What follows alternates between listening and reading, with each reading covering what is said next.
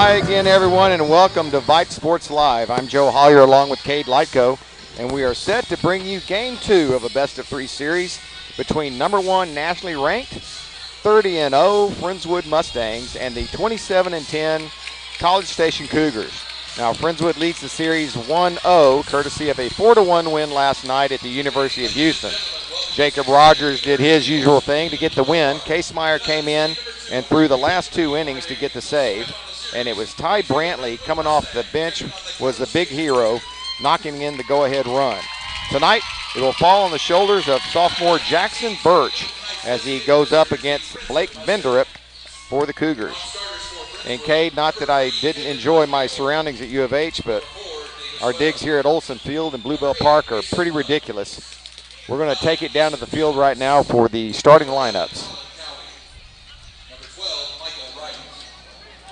Number 14, Jacob Rogers. Number 16, Ty Brantley. Number 17, Ethan Rose. Number 21, Drew Harris. Number 24, Colin Winfield. Number 26, Cooper Birch. Number 28, Griffin Casemeyer. And number 33, Caleb Bell.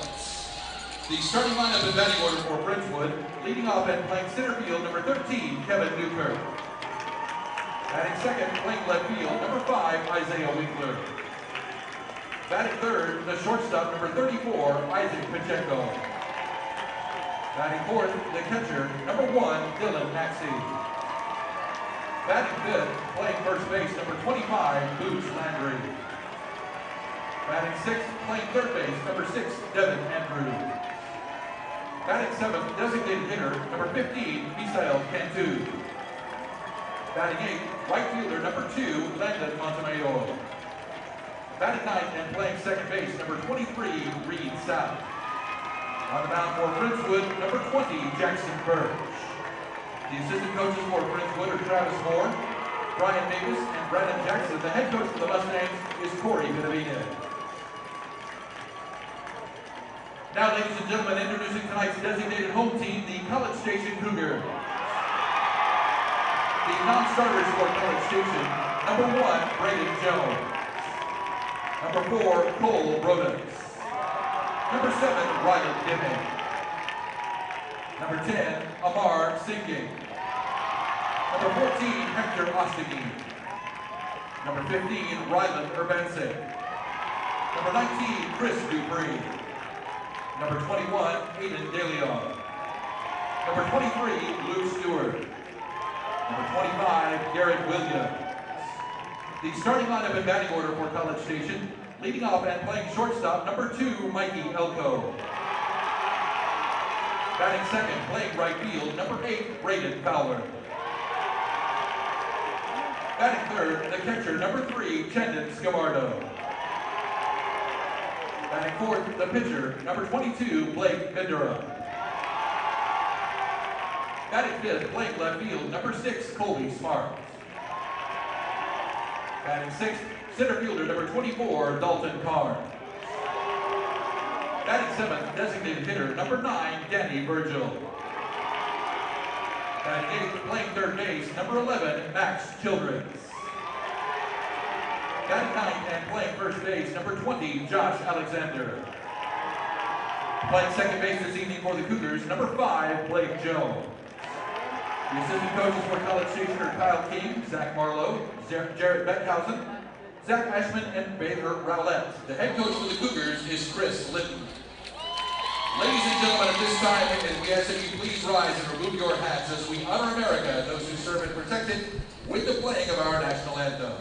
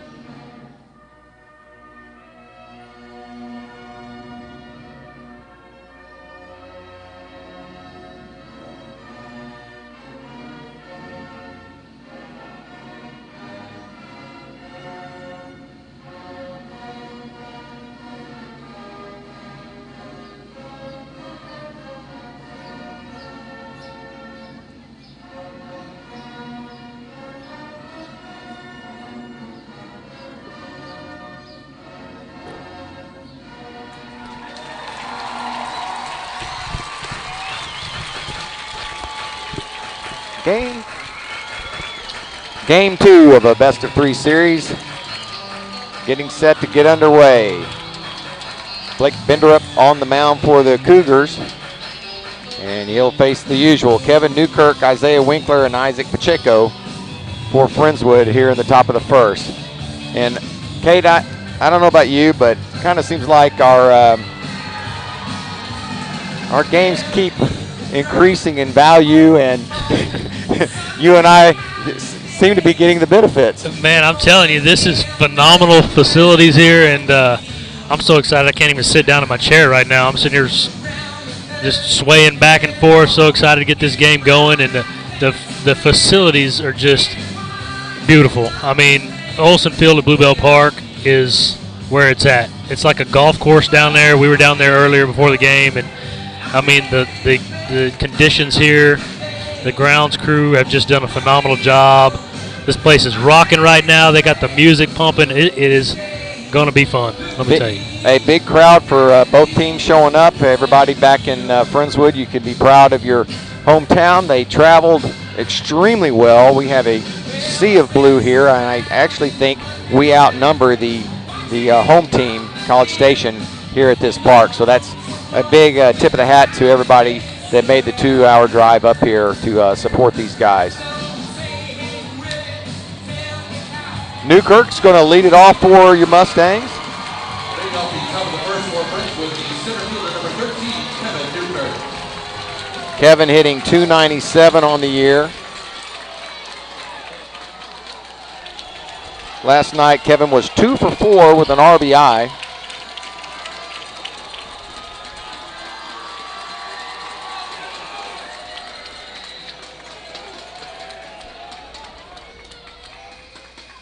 And he takes a ball from Benderup. Benderup has played with a lot of these guys from Friendswood, usually in the summer league, so it's not a real big mystery. A lot of these guys already know about him. They've played with him and against him. But this is their big right-hander. Last night, Benderup was the DH. Went 0 for 3 out of the cleanup spot, but tonight he's going to be hitting for himself and try to even this series. Blake Benderup. Remember the name. He's going to go play some college ball for sure. And Newkirk just under that one and is behind now 1-2. Great hack right there by Newkirk. He was sitting on that. Got the pitch he wanted, just fouled it back, but that was a good aggressive cut there. I like that. Newkirk hitting an even 300 in the playoffs.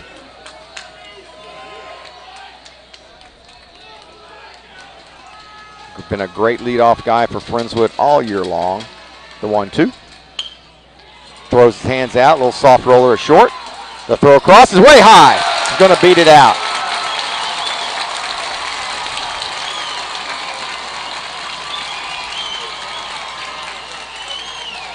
So Newkirk with a leadoff single to get the Mustangs going here in the first inning. Yeah, just a good job moving the ball again right there by the leadoff man. Got a tough pitch. Knew it was going to be a strike. Had to move the baseball.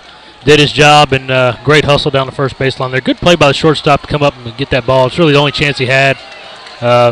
Just threw it a little high, but good job by Newkirk to find his way on there for Winkler here. Yeah, Mikey Elko is the shortstop for the Cougars. Had a good game last night at the plate and in the field. Here's Winkler. Winkler notorious for stepping out of the box. Sometimes he gets the opportunity, sometimes he doesn't. A lot of quick pitching going on last night. This ball lifted high towards the dugout. There's some room over there, though. Yep. And there's that one we talked about before the game, Joe. When the ball gets above this stadium here, above the structure, that wind's blowing out to left center, and got a little tip before the game from a former player that that ball would do that, and it did just that right there. Sure did. Looked like it was going to go in foul territory and then backed up for out number 1. Here's Isaac Pacheco. Pacheco, tough night last night, 0 for 3 with 2 strikeouts. I expect different things from Pacheco today. He's going to probably see some more off speed. That's what they were getting him on last night, so I'd be curious to see how they approach him here. I would not be surprised to see some sort of curve or slider here starting him off in this at bat. Pacheco 551 on the season, 550 in the playoffs, so pretty consistent there. Ball hit and blue, base hit. Yep. And Newkirk is going to try to go from first to third, and he does. And now Pacheco will come in behind him. Great job by Pacheco recognizing the overthrow of the cutoff man. Right fielder, you know, in that situation really needs to use his cutoff to prevent just what happened right there. Now you got runners second and third, one out. Allowed that runner to get up into score position there by overthrowing his cutoff man. So brings up the junior Dylan Maxey. The catcher had the first hit from Friendswood last night, a double about the 375 mark, and that's what the power alleys are here at Bluebell Park. Infield in on the corner and halfway back at second and short. And the pitch off the plate. Again, you don't want to get behind a Maxey, and if you are, you might as well put him on and load up the bases for the double play, and which some coaches have been doing this year. Yeah, the way he's swinging it, especially in the playoffs. What'd you say he was batting 500 for the playoffs? Yeah, Maxey in the playoffs. And yeah, there you go. There you go. And of course, Dylan's upset about it, but you know, if I'm a coach, that's what I'm doing. That's the ultimate sign of respect right there, young man. So we'll have the courtesy runner, Caden Montemayor, coming out for Maxey on first. And Maxey's disappointed there, but you know, that comes with it. When you're raking like that kid is, that's going to happen. And next year, it's probably going to happen a lot more. Benny comes down, talking to his sophomore first baseman, Boots Landry. Landry, heart's got to be pumping pretty good right about now. He's got bases loaded with one out. He's playing in one of the prettiest ballparks he's probably ever been in his life. He knows there are not only college but pro scouts watching. It's a big moment for this young man. We're in the top of the first, no score, but the Mustangs are threatening with the bases loaded. And this is the point as a player, you try to drown out the noise. You try to not let the situation get too big, but it's tough. I mean, like you said, this is a phenomenal facility and a great crowd, a lot of noise. I always like swinging at the first pitch with bases loaded. A lot of guys don't do it, but usually you get a first pitch strike, and that was the call there. Sometimes it's your best one. He thought it was a little bit inside, but again, most pitchers try to get ahead and throw that first pitch strike with bases loaded like you saw there. Here's the 0-1. Foul. Oh. Got a good rip at one. Man, just did not ready, get it. Wasn't he? Good pitching by Bendrup here. Bendrup coming right after Boots. Devin Andrews waits on deck. A lot of room behind home plate. And a swing and a miss. Wow. 3 pitches and Boots Good morning, goes down. good afternoon, and good night. A huge strikeout for Bendrup. Here's D.A. D.A. had the first RBI for Friendswood last night. Friendswood, third baseman, number 6, Devin Andrews. Devin's hitting .276 on the year. He has 14 RBIs. For the playoffs, he's hitting .278. Yeah, you can tell the College Station crowd has a younger crowd with them today. I think a lot of the high school students are here tonight that weren't at U of H last night, so they're getting fired up. They're fired up about their players here.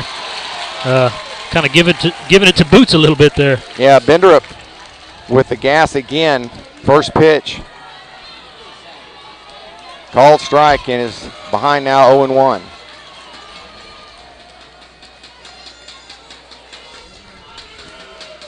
Good curveball, slow hit to the middle. Tough play, and they're not going to get him. One run comes in. Checo. All right. So another tough break for College Station there. It'll be an E4.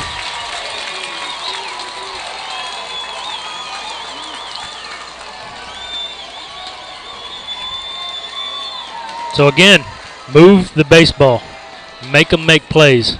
Good job by Devin Andrews there, just putting the ball in play, and a high bouncer up the middle, kind of a little tough in-betweener, and lost his footing there, and then tried to shovel it to second base and just Blake Jones, the second baseman, is who they're DHing for, so he will not bat, but he is only a sophomore. Right. And you could tell on that play, it kind of ate him up a little bit.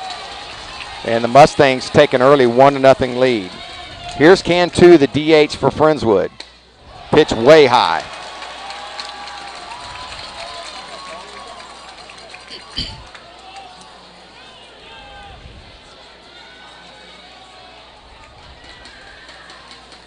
Yeah, Cantu had a big night 2 games ago against Port Neches Grove. I'd like to see him continue that. Oh, didn't get a check there. Just called it from home plate. So 1 ball, 1 strike.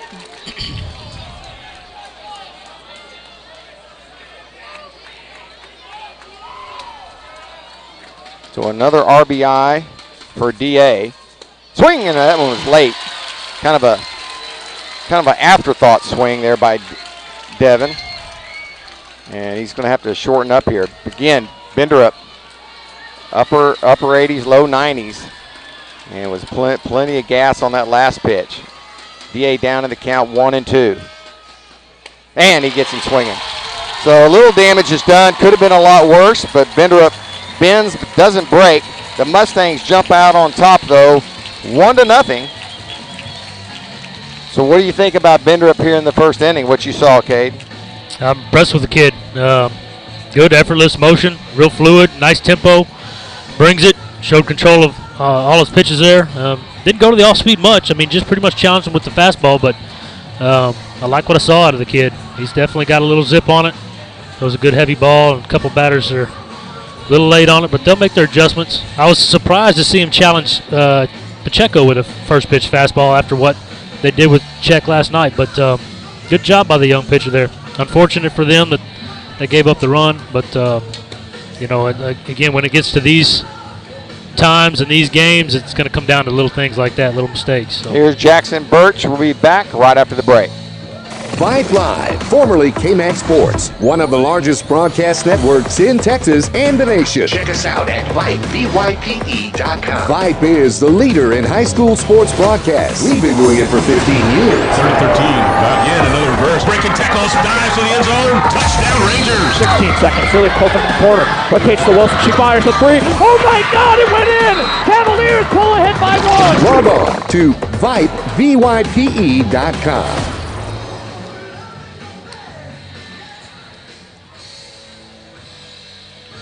Well, Cade, you didn't get your wish to be the PA announcer here and play the music, but, you know, maybe one day. Maybe one day. I tell you, I'd have it rocking. This is a great facility, and it's fun, but I've got my work cut out for me because that gentleman, a couple boxes over there, he's a pro. He's doing a fantastic job, and I'm taking notes. Mikey Elko, the shortstop, will lead it off for the Cougars. The shortstop, number 2, Mikey Elko. Elko, a junior, 341 on the year, was 1 for 2 with a double and a run scored last night. Lefty versus lefty. Hits down the line, tough play for anybody, and it's going to fall harmlessly in foul territory. So first pitch swinging again. They were aggressive early last night. A lot of first pitch swings from College Station, so see how Birch adjusts to that. Yeah, you can kind of see why Pacheco signed early with Texas A&M. This would not be a bad place to play your college ball. Not that he'll ever get a chance to do that. Slow breaking pitch on the outside corner called strike. Yeah, well, I got my wish from a few nights ago at Port Neches Grove, and I said, hey, I'd love to at least see him on this field once. So yep, here we go. Here's the 0-2. Went way high. It's 1-2.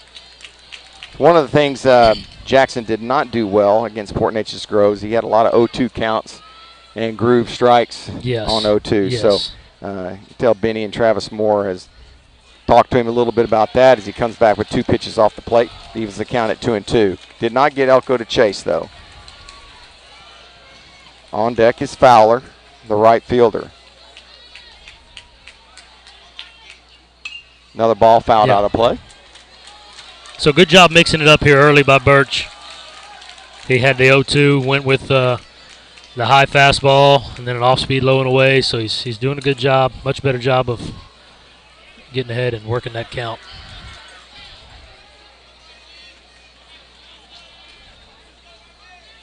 That pitch off the plate, and the count now runs full. That's one of the things that really hurt Rogers last night. Had a lot of full counts. Got up. No, he had some help. We won't go into it, but he had some help last night.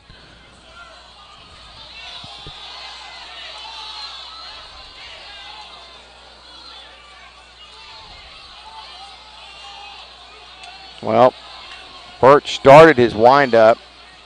He swears he heard somebody call timeout.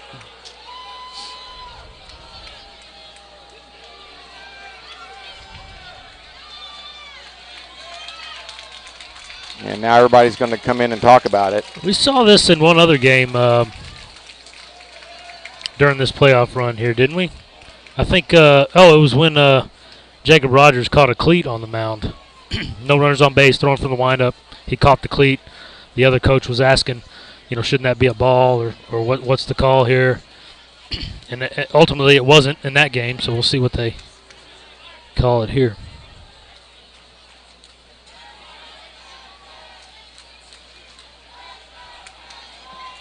Well, they're still not sure about it. This doesn't look good that they're having to explain it to Benny. Yeah, it's interesting, like I said, to see how this crew interprets that rule. And honestly, I don't know what the rule is, but from the previous experience, it was just a no pitch. No, if they're going to put him on, well, they wouldn't be just having this discussion with Benny down there along the first baseline. Yeah. So already our return trip home is going to be later than it was last night.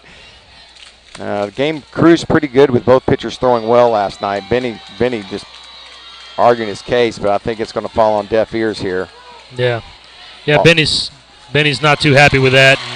And that's some inconsistency right there with the call. Again, in the last game that happened, I think it was when we were at the Richmond school, is when that happened. And well, it was a no pitch there. You teach your kids to throw, right? No matter what. Right. Go through the motion. You never know. Only bad things can happen is when you stop. A lot of times you can get hurt. Right. Right. All right, so Braden Fowler comes in, a senior, 363 average on the year, so good hitter. Fowler last night 0 for 1 with a walk. And he takes ball one from Birch. And this is where the young sophomore pitcher Birch needs to, he's going to have to settle down a little bit. He can get a little amped up sometimes, and that's just an unfortunate little deal right there, but you got to get your head right and get back in this game. Biggest crowd that they have played in front of this year, and the crowds are only going to get bigger. Hit hard, and by D.A. at third base. D.A. in a little bit, maybe looking for a sacrifice. Instead, it's a single, and Cougars now have runners at first and second with nobody out. Yeah, and Chandon Scamardo, the catcher, coming up. The senior catcher, batting .303 on the season. One of their top RBI guys with 31 RBI here. So went 0 for 3 last night against Rogers with 2 strikeouts. And he's wanting to redeem himself here. I'll take a pop out or a 6-4-3 at this time. Good pitch on the outside corner, no call. No call. It's hard to see the angle from our angle. It's hard to see when the ball's down. So that might have been down a little bit. It's on the outer black, but maybe down. Do not want to get behind these hitters. Good hitters up and down this lineup for College Station. Pitch, breaking ball, comes across, and it's 1-1. A little curious with Birch's motion. He's kind of slowing down a little bit on his off speed. And those College Station hitters may start picking up on that. His arm action is definitely different. So that might be something Maxie wants to talk to him about right now. I'm not sure, but may also be going over signs again with the runner at second, making sure they're not getting tipped off, knowing what's coming. Right. Mustangs with 1 in the top of the first, and now the Cougars threatening here in the bottom half. They have 2 on, nobody out. And their number 3 hitter, the catcher Scamardo, at the plate. Man, this is exciting, Joe. My goodness. We got these big bay windows slid way open. We can hear it all. Smell the grass and the dirt. It's amazing. We have a possibility for a foul ball as well with the windows open. Another good pitch. This one does not get a call. 2 balls and a strike. But you're right, tough to tell from here. Talked to Dylan after the game. He actually said the umpire was pretty good last night. There goes the runner. Never checked him. And Dylan, there's no throw. And that's just the inexperience. Yeah, that's the youth. Like I said, getting amped up, kind of not getting your head right and knowing the situation right there. Got to change that tempo up, give them a look. Got to hold those runners at bay, let your defense be able to work. So infield drawing in a little bit here. 2 balls, 2 strikes. Runners at second and third. Hit back up the middle and through for a base hit. 2 runs are going to get home. Yeah. I mean, it was just a nubber. Was not struck well. It was a ground ball with eyes. But it was enough to get through and get 2 home.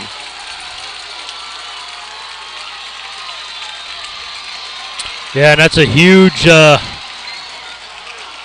moment before, right? The double steal. That's where that hurts. It moved your infield in. Had runners at second and third, and it just took a little cue shot to beat one guy on the bump right there. As soon as it got by him, it was through. If you've still got first and second, you've got your middle infield pinched and back. It's a tailor-made ball. Maybe not tailor-made because it wasn't hit very firm, but you're going to get one out. You're going to get one out for sure, and maybe end up with first and third, 1 out instead of running on first and 2 runs scoring and no outs. So it's the little things like that, folks, that can get you in trouble, and that's what we say when we're talking about keeping your head in the game and knowing the situation. So Mustangs fell behind to Port Neches Groves 2-0 and came back. That ended up being a pretty good slugfest. Of course, they didn't have Blake Bender up on the mound. And you don't want to get too far behind this guy because yeah, he can deal. So good job by Benny there, going out, settling down. And that's been Coach Litton's plan all along. He's pitched in reverse order. He had his number 3 guy go against Rogers. He's counting on his number 2 guy to take care of business here, just to push it to a 3rd game. Right.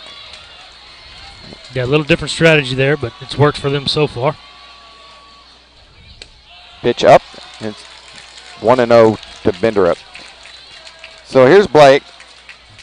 0 for 3 with 2 strikeouts last night. Another guy with some good numbers at the plate.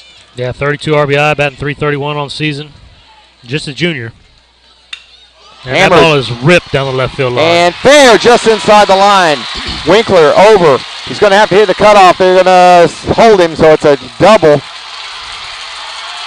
for Benderup. Yeah, College Station has come out to play. Let me tell you. They're swinging it. They're aggressive. They are fired up. They've got their crowd into it early. Here's the left fielder, Colby Smart. Benderup's pitching, so he'll come out, and we'll have a pinch runner for him at second base. So the College Station faithful really giving it to the Friendswood side right now with their chance. They're keeping it clean. Infield drawn in. Runners at second and third again with still nobody out. Mustangs trying to get an out. Yeah, if you're College Station, I mean, this is what you had to do. Come out and try to make a statement early. Oh. So wild pitch. And Dylan tried to block it, but it just kicked off looked like it kicked off maybe the shin guard there. And back to the backstop, and another run comes home for College Station to take a 3-1 advantage. And Friendswood just needs to be careful here, not to don't let it get out of hand. Don't hang your head. Still very early, and it's a 2-run game. So Birch on focus on the year. 4-0.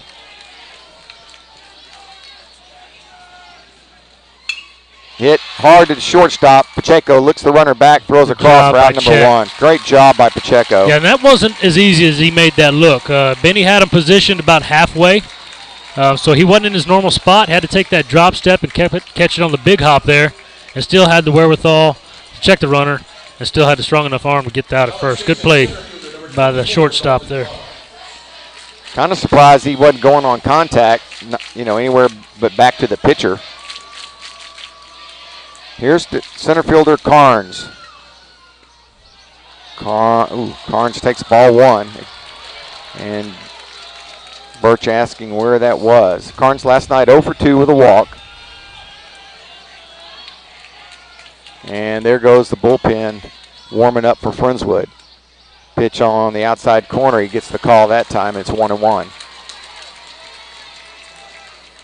I didn't see who was, from my angle, who was that headed down there. You got 5 different guys going down there, so. There inside the third base line by DA. Another double coming up, if not more. Winkler chasing it down again in the corner. He's going to try for 3. Nope, going to pull up. An RBI double for Carnes. And Birch with no answer at the moment. Yeah, he definitely doesn't seem to have his good stuff tonight. So if you're Benny, though, you still have a game 3 possibly, right? So you can't be throwing some guys and use up all your pitching because you're going to need them tomorrow if you don't come back in this game. Yeah. That's why that first one's so important. Got to get that first one. So they got that done last night. And there's still a lot of baseball left to play tonight, but you got to give College Station credit. They are sitting on the fastball, and they are hammering it. Yeah, he just doesn't quite have the zip tonight that he normally does, and he's leaving everything in the middle of the plate. And that'll get you in trouble. When we talked about it, at every next level, it gets a little bit tougher. So if you're not sharp. And knocked down by Boots for out number 2. The runner moves up to third.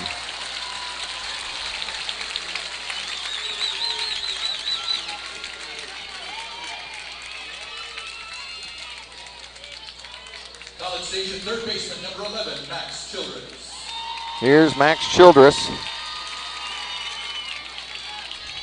Childress 0 for 3 last night.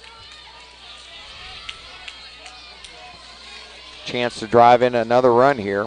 Cougars already lead it 4-1. We are in the first inning. Hit hard, center field. On the run is Newkirk, and he'll get there. Good play by Newkirk there in center field. Good jump. Make a catch on the run coming in. But the first 4 score for the Cougars: Elko, Fowler, Scamardo, and Benderup. 1, 2, 3, 4 hits in the inning, including 2 doubles. And the Mustangs now trail 4-1 as we head to the second inning.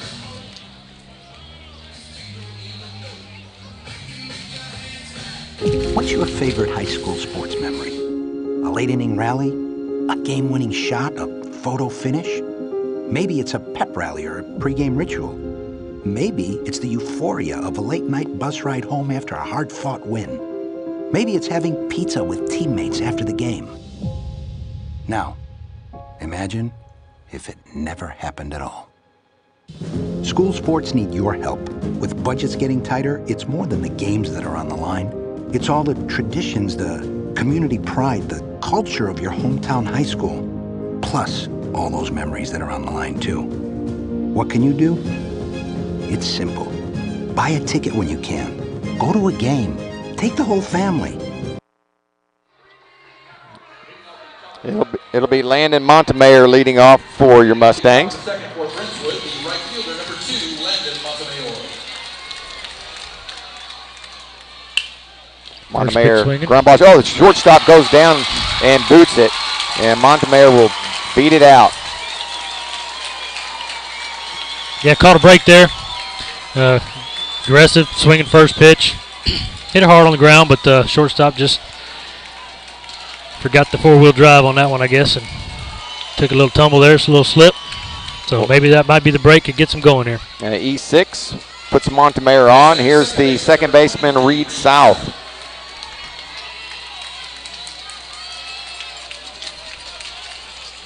South 297 on the year, just 250 in the playoffs. Shows bunt, hits it back to Bender. He's going to have to throw it, and he throws a strike. Not a bad idea. He got it over another foot. Yeah, you don't want the pitcher feeling that ball there, but at least he got the runner over, he got it down. So again, back to the top here. You know, some pitchers can't make that throw. Bender, a pretty good athlete, though, right on the money. And here comes the top of the order. Kevin Newkirk singled and scored in the first.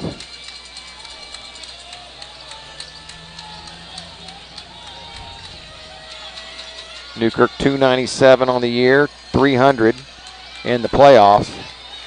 He has scored 39 runs, make it 40, counting the one he just scored. He is one off the all-time mark set by Bam Hollier back in 2010. There's that name again, Bam Hollier. Seems like I heard that a few times. He's a Mustang through and through, that's for sure. Vinderup to Newkirk. In on the hands, called a strike.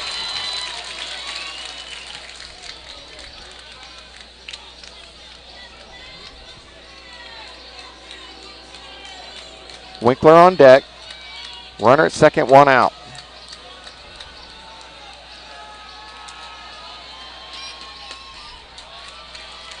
And takes the ball low there.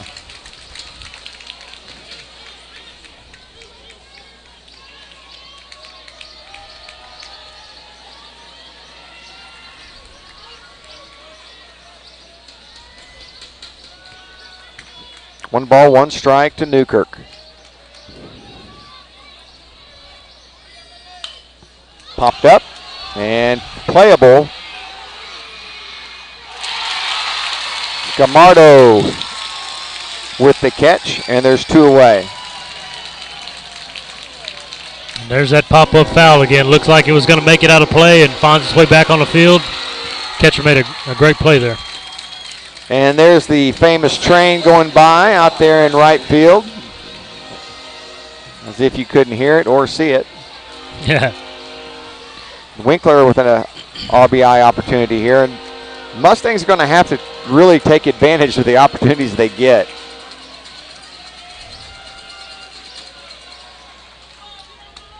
Ball off the plate. Scamardo, an excellent job last night behind the plate, not letting anything get by him.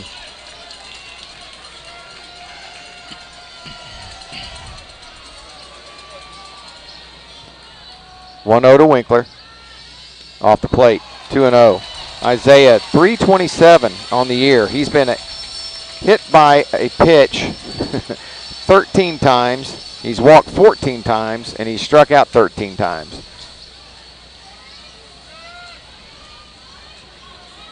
So he's due to be hit by a pitch or strike out if he stays consistent with all of his numbers. Friendswood took advantage of some hit by pitches in last night's game in the 6th inning. Good pitch there for a called strike, and it's 2-1.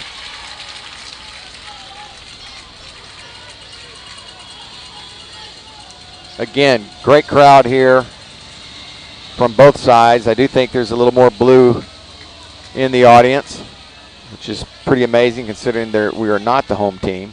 Curveball does not get the call. I'd say the catcher, Scamardo, he's got good glove work back there. He's really quick with the hands, and he's almost, helping he's definitely helping his pitcher. 3-1, sure. Should get a good pitch to hit here. Definitely want to put Winkler on and have to face Pacheco. But, sometimes when you're trying to make that perfect pitch, it's hard to throw a strike. Runner at second. Look back, nothing going on. 3 balls, 1 strike, 2 outs.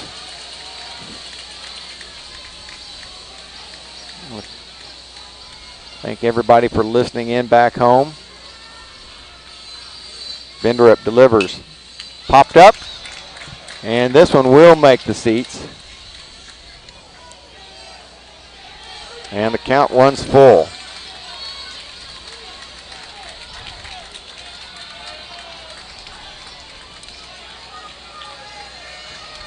Four hits for the Cougars, 3 for the Mustangs, but the Cougars lead 4-1. This ball's fouled back at us, and not in our booth, but pretty close.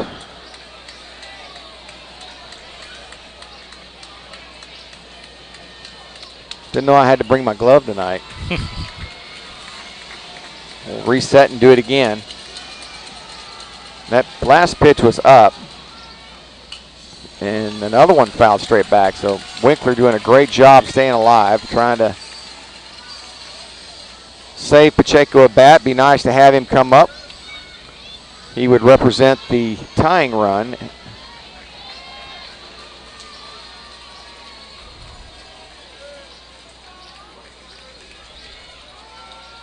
Another 3-2 pitch from Benderup. Got him looking. Got him looking. Inside corner. Winkler will walk back to the dugout and give Benderup credit. He has ended the first 2 innings with strikeouts. He's dealing. And the Mustangs will send Jackson Birch back out. And Birch is going to have to try and do everything he can to keep this one close and save some of that pitching. Even if we don't win tonight, we need it for tomorrow. 4-1 the score. Take a quick break. Be right back. Vype Live, the leader in high school sports broadcasts. Wait, hold on just a moment. It's true that Vype Live, formerly KMAX Sports, excels at high school sports broadcasts, but did you know that Vype Live does more than sports? Vype Live does band recitals, academic events. For more information on how Vype Live can broadcast your event, email us at vype.com.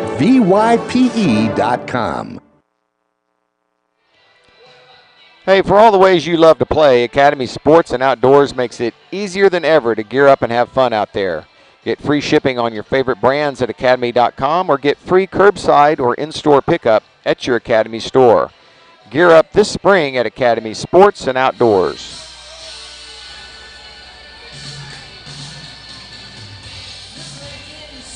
Coming up for College Station, the Josh Alexander, and then back to the top of the order with Mikey Elko and Braden Fowler.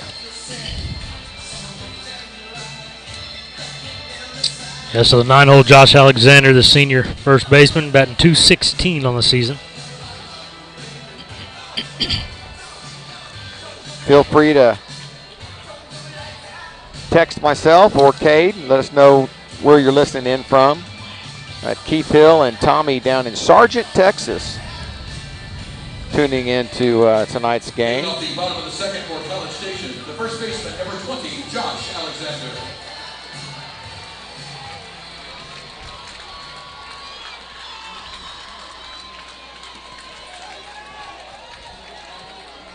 Here's Alexander, 0 for 3 with 2 strikeouts last night. Takes a ball high from Birch. Jackson has been a stellar number 2 this year. Through a no-hitter against Manville. That was a 1-0 win. Friendswood actually beating Manville by 1 run in both the games they played. I think beat them 4-3 in the second game. And then, of course, the aforementioned no-hitter that Birch threw. Pitch down and called a ball. 2 balls and a strike. Just starting the bottom of the second. College Station leads 4-1. And a call on the outside corner, and it's 2-2. Yeah, something about Birch doesn't look right to me tonight. I'm not sure if I can put a finger on it, but he's kind of holding that arm between pitches. And and 3 balls, 2 strikes. So he doesn't get the call there. Kind of started with the first at bat with Elko. He had a full count pitch and stopped his windup. They end up calling it a ball. Well, that one was our level as well, but 2 booths down. And he just did not recover from then on. 4 runs across in the inning, and he's full here. Ball lifted to right field. Should be plenty of room out there for Montemayor. And there's that wind playing with it, but good job by Montemayor. Good job by Birch to get that leadoff guy out there. And here comes Elko. Elko's who I was just talking about. So back to Elko, yep, the junior, batting .341 on the year, .526 on base percentage. Directly across from Kyle Field, the McFerrin Athletic Center, is this beautiful stadium, Olson Field at Bluebell Park. And the sun starts going down now. Pretty much everybody's going to be in the shade here shortly.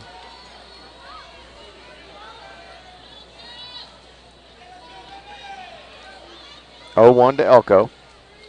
Good off speed and just stays off the plate. 1 ball, 1 strike. And they're exactly what you were talking about. He is slowing his motion down. Yeah, is there something different tonight about Birch? And I noticed that, like I said earlier, just doesn't have the same look to it. And I'm not real sure what it is, but. Oh, that's got Benny off the bench barking at the home plate umpire. I mean, I guess everybody's wanting to see a blemish on this record here. 2 balls, 2 strikes. But generally, Dylan will let Benny know whether it's a strike or not. Yeah. Fouled and into the empty bleachers in left field.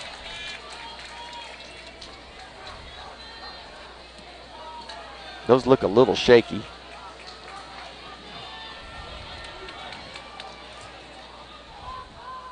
And got him waving, and a catch is made. Yep, got the out. Good job running to first base by Elko, but it's Jackson's first strikeout of the game. 2 outs now in the inning. And it'll bring up Fowler. Fowler singled and scored.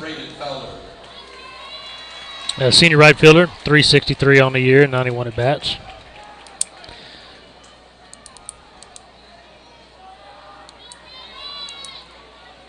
Hit a laser in his first at bat. Mustangs playing pretty much straight away. Shows bunt. Takes the ball outside. Text in 832-571-8291.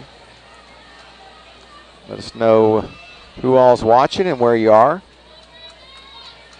Don't know that we've ever had somebody from Sargent call in. Little bleeder to the right side will fall out of play. And Braden showed bunt on that first pitch, then swinging away there. And I'm not real sure that showing the bunt was necessarily an intent to bunt. I kind of think it was I'm going to show you this and move the infielder. Move the infielder a little bit. Takes away a little bit of their range when you creep them in a couple steps, and good move there, I think. Good pitch on the outside corner. It's 1 ball and 2 strikes. 2 outs in the inning, nobody on.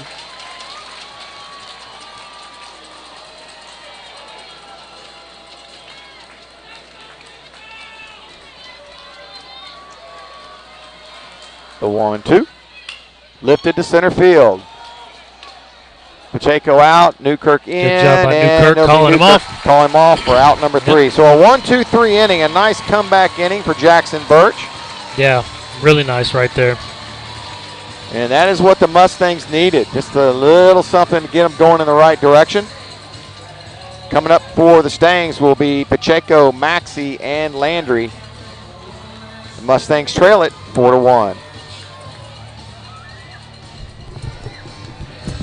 For high school sports coverage second to none, discriminating sports fans, booster clubs, and student bodies will tell you Vype stands above the rest. Vype can provide your school and your entire school district with complete digital video streaming and live broadcast coverage at prices that fit your budget. Find out more information at Vype, VYPE.com. VYPE.com.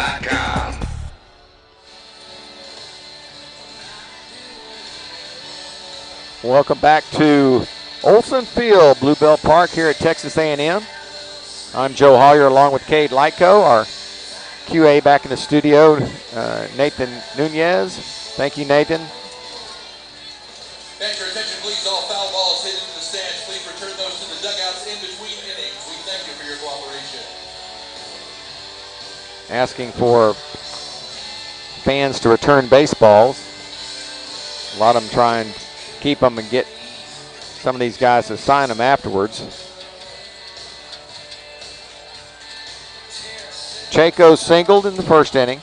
Leading off the top of the third for FRIENDSWOOD, the shortstop number 34, Isaac Pacheco.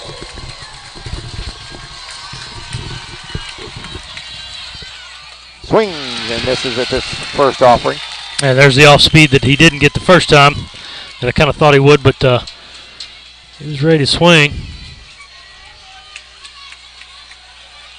Benderups comes back with a fastball, looked good, and no Great call. pitch. 1 ball, 1 strike. Yeah, great pitch. Follow up that off speed. In tight under the hands with a hard fastball. There's the off speed again. Isaac checking back, see if that was a strike.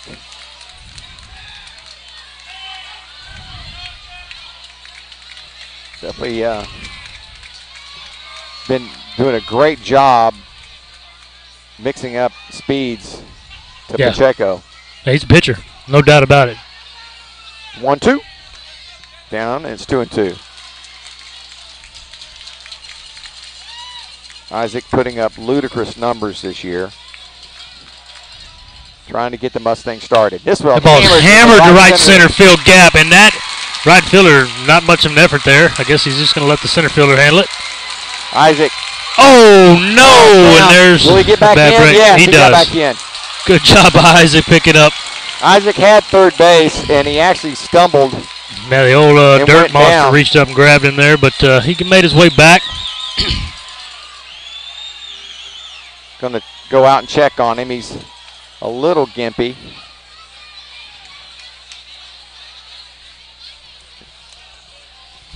And says he's all right. So, leadoff double. The Mustangs have had their leadoff guy on now all 3 innings. Yep. Well, I like seeing Check with 2 hits and his. I don't know if it's his debut here. I don't know if he's ever played here before, but let's assume it is the debut at. Well, it's the first time you and I have seen him play here. Right. So, 2 for 2. Maybe some foreshadowing for things to come for the Aggies. Who knows? That was a little bit of a questionable effort on the right fielder's part for the Cougars. Yeah, I was not thrilled with that. And I'm sure his coach probably wasn't thrilled with that. He was like, you can have that one, center fielder. You go get it. I don't know. It's a long way out there. Here's Maxey. Maxey also putting up ridiculous numbers this year. Likes to swing at the first pitch, and he takes a curveball way outside for ball 1. Yeah, we might be seeing them, pitching around him a little bit here, see if he'll fish for something, chase something, but we'll see what they do with the base open. 353 average for Maxey, 47 RBIs. He has 6 home runs on the year. Off-speed pitch, tried to stay back and go the other way with it, and it's 1-1. Maxey hitting .500 in the playoffs. with 13 RBIs and 4 doubles. Has an RBI opportunity here with Pacheco out at second. And this one's down, and it's 2-1. Would have been really nice to get Pacheco to third base. But as they said, a sniper got him about 30 feet as he rounded the bag. He was lucky to get back into second base safely. The 2-1 to Dylan. Oh, looking back now. Isaac going nowhere. Yeah.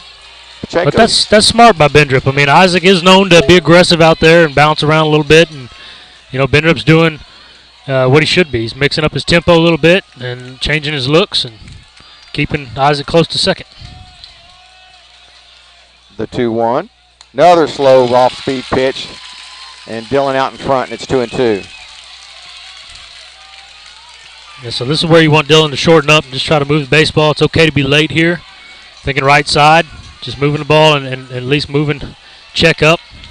But you got a big gap, second baseman holding check on at second base. You got a big gap between first and second. Let the ball travel and just move the ball. Intentionally walked him the first time, having to pitch to him here. Tried to go with the same pitch. Dylan got a piece of that one. They'll reset and do it again. 2 balls, 2 strikes. Nobody out. Got a runner at second. Yeah, I expect to see gas here. I think he's gone to that well one too many times. He's going to go to the gas right here. You go gas up, Dylan's going to chase it. Yeah. And he rips it. Left center field. Base hit. Pacheco around. The throw home will be late. And Dylan wisely moving up on the throw again. Overthrow your cutoff and give away a bag, guys. Another RBI for Dylan Maxey. There goes that man again. I'm telling you, no situation too big. That fastball got a lot of heart of the plate right there, and Dylan didn't miss it. Almost got it into the gap. Yep. Cuts the lead in half. 4-2 now. And here's Boots Landry. Landry struck out his last at bat. 0 for 3 the night before. Need to get Boots going. No, that's not a nickname. Landry with a runner and score, showing bunt. Pulls it back, the throwback, and very close. They got him. They backpicked him. Yep. We've seen that before on our side. So, again, that catcher's good. That catcher's good, and a base running mistake there. Didn't get back. Giving away an out. And the sad thing is, we were squared to bunt. You know, trying to push him up and move him up. We were going to give him an out anyways. And it's unfortunate. And it's just a rally killer. He had nobody out, runner in scoring position. And when that happens, it just sucks the life out of you. Yeah, just a little deflating there. Boots fights that one off, and now it's 1 ball, 2 strikes. But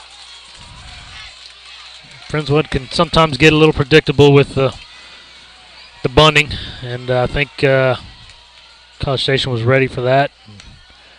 Knew that base runner might be a little more aggressive there on the secondary and backpicked him. 2 balls, 2 strikes to Landry.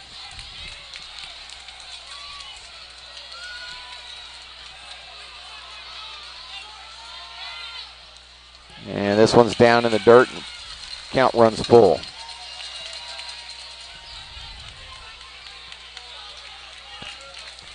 Kelby and Mason Shimming watching from Charleston, South Carolina. Mason is Kevin's older sister. Ground ball, second base. So Boots would have done the job. Yep. Letting him swing away. But the 4-3 brings 2 outs and nobody on for Andrews. Good job by the young second baseman, the sophomore for College Station there. Stayed low on that ball, stayed down, got in front, made the play. He's had a little bit of a shaky couple plays in the last couple games, but that was good by the young man. Andrews has some pop. Hitting .276. He's got 3 doubles, a triple, and a home run to his credit. 14 RBIs on the season.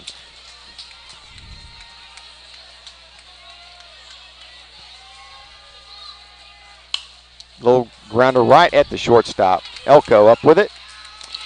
But the Mustangs push a run across. A leadoff double by Pacheco and another RBI for Dylan Maxey. College Station Cougars lead it 4-2 as we head to the bottom of the third. We'll be back in a bit.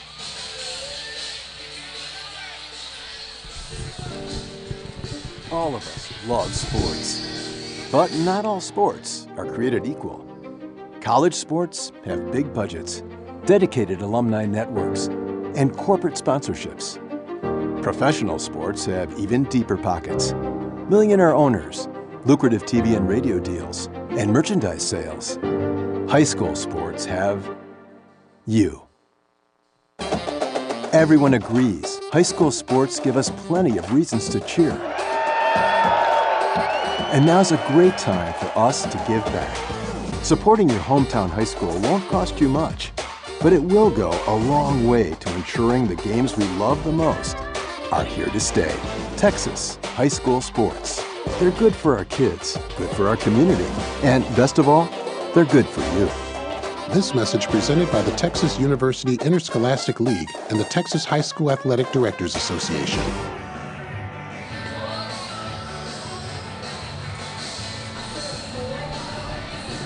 Welcome back to Olson Field, Bluebell Park at Texas A&M. Joe Hollier and Cade Lyko bringing you live action between the Friendswood Mustangs and College Station Cougars. Cougars lead it 4-2 as we head to the bottom of the third. So the catcher Chen and Scamardo will be leading off.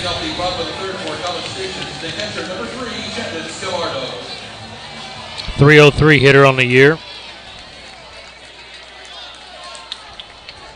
Been impressed by the catcher for College Station.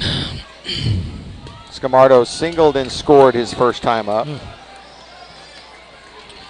0 for 3 with 2 strikeouts last night. Toby Dagenhart, Triangle Printing, watching from West Houston. Good off-speed pitch there by Jackson. And it's 0-1.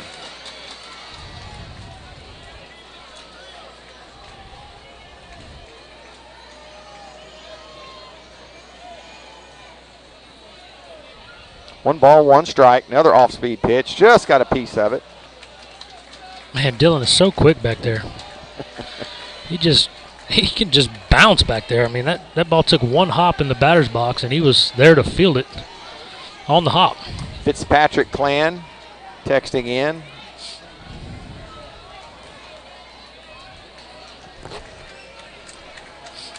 Good to see some of them in attendance last night. Ooh, came back just off the end of the bat. Birch now ahead. 1 ball, 2 strikes to Scamardo. Evans family watching in from Friendswood.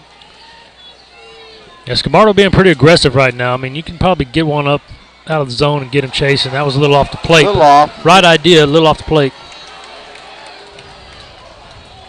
Not a bad pitch. 2-2 count now. Hello, Claiborne family. Back in Friendswood.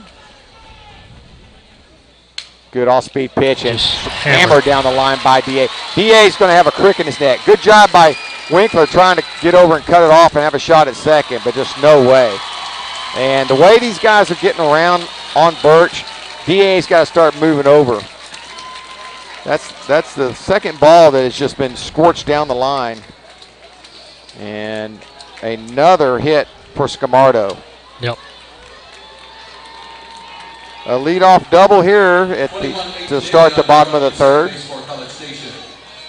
Now batting for the Cougars, the pitcher, number 22, Blake Bendera. Brooks Urachek watching from Fayetteville, Arkansas. So yeah, I don't know, Cade, if you know this, but our viewing numbers have gone up significantly as the Mustangs have moved along.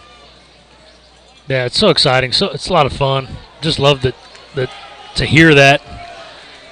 You know, we're reaching people that can't make it to the games, can see the games or listen to the games, and you know, hope that we're doing them justice there and let them enjoy it.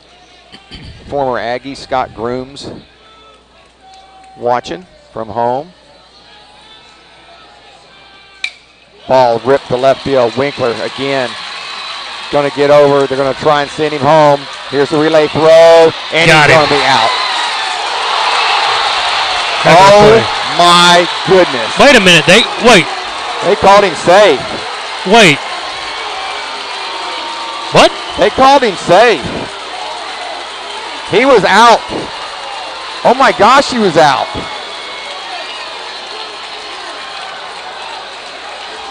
Dylan's having a talk with him, like, how in the world? I'm sorry, everybody. I mean, I know it's a tough game, and we all thought the home plate umpire was bad last night. I'm not sure. Really have words at the moment. It didn't even occur to me that he might call him safe. I didn't even realize he had called him safe. Well, you know, it was a great relay throw from Winkler. Yeah. And the throw home by Check, and he was dead to rights. I'm not sure. I'm just not sure. Yeah. I'm not either. But we gotta, you know, the Friendswood boys really need to dig deep here and regain composure and not let this get out of hand. And there's a makeup call for a strike. That's not really a makeup when you're giving up a run, Blue, but we'll take it. Back-to-back hits to start the bottom of the third. A horrible call at home, and Birch finally throws over. Surprised they didn't call a ball. Yeah, I was about to say the same thing. Got to be careful with that move. It was definitely borderline balk.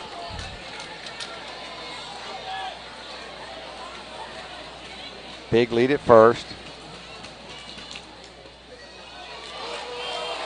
And another no call. 1 ball, 1 strike. Jackson is just so frustrated. Benny's about to come unglued. Hopefully he doesn't get thrown out of this game. Things definitely not going the Mustangs' way thus far. Ball hit foul down the left field line. Tried the little slash approach there, show bunt, and then pull it back and swing away. Got to hand it to College Station. They're ballers. They didn't get here for no reason. Nope. So, and they're being aggressive. Yes. They got nothing to lose. No, I mean, absolutely. You gotta lay it all out there, you know. It's win or go home. So 1 ball, 2 strikes.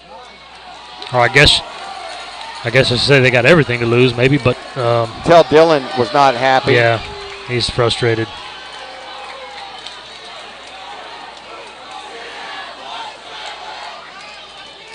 He was the count at 2-2. That was a good off-speed pitch by Birch there. Birch is showing some frustration too, but just got to settle it down.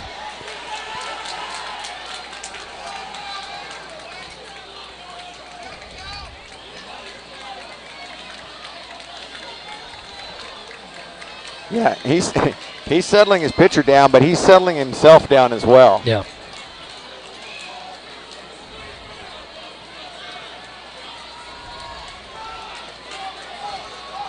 Yeah, I'm just befuddled by that call at home. I'm not sure. Hit to left field. Winkler going back, and it will be over his head. They actually hold him this time. Still no outs in the inning. Runners at second and third now. Double, single, double for the Cougars. Everything has been hit hard. Move to the bullpen coming. I think this is going to be Colin Winfield. Call him the Big Papa. I think he's coming in. That's what it looked like down there. And again, Benny's out there telling him, look, some of it's your fault, some of it isn't. I think that's Colin. Yeah, tough outing for the young man. You know, didn't have his best stuff, left a lot of things in the middle of the plate, and you know, a team like College Station didn't get here because they can't hit. They can obviously hit, and if you leave it over the middle, it's going to get tattooed. But like you said, some of the stuff, though, that just went down, not his fault. Collins' first appearance in the playoffs. I think the last time I saw him throw was against Santa Fe back during the regular season in a live action game. Yeah, it's been some time since we've seen Mr. Winfield. So Jackson's not will end on 53 pitches through 3 innings pitched. So, or rather 2 innings pitched. No outs in the third. The runners at second and third will be his. So should they score, they will be charged to Birch.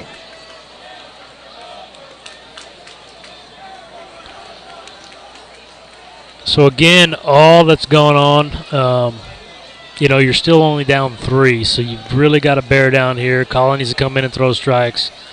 Defense needs to pick their heads up and make plays and try to limit the damage and get in there, and it's still within reach. With this lineup, with this team, it's still within reach. But, you know, they're in a position they haven't been in this year, so it'll be. Well, you and I have talked about it. We would have rather these guys have lost the game somewhere along the way, just not to have such a huge target on their back.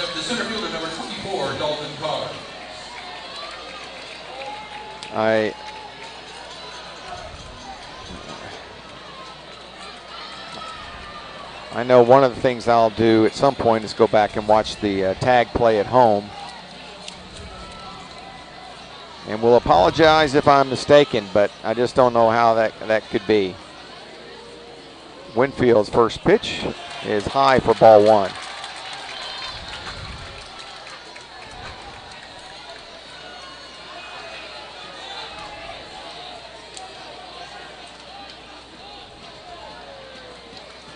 Two on, nobody out.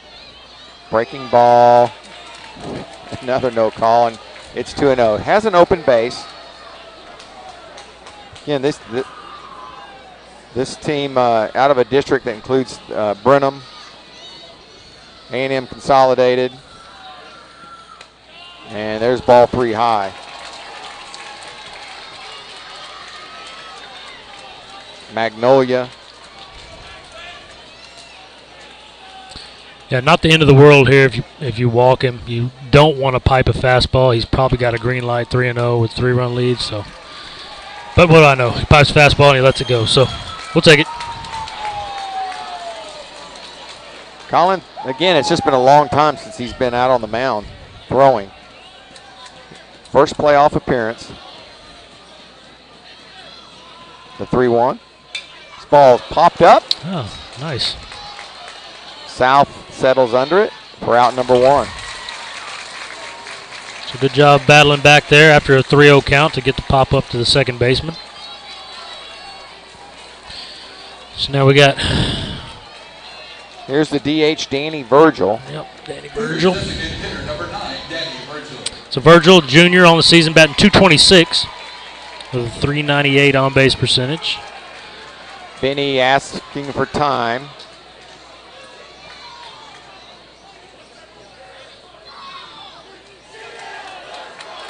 So they're going to put him on, intentional walk here, load the bases with 1 out and try to get that double play ball here. So South and Pacheco will drop back in the middle for the double play ball. And this is a good candidate for the double play ball. Yesterday, I think he grounded back to the pitcher, 3 times? Max Childress here. Sure did. So the young third baseman for College Station. College Station third baseman, number 11, Max Childress. Childress 0 for 4 thus far in this series. And he has bases loaded with 1 out here.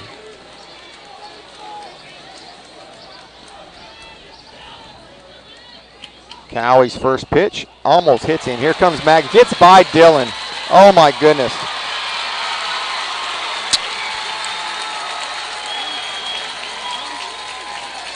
Another unearned run. That one will be charged to Birch.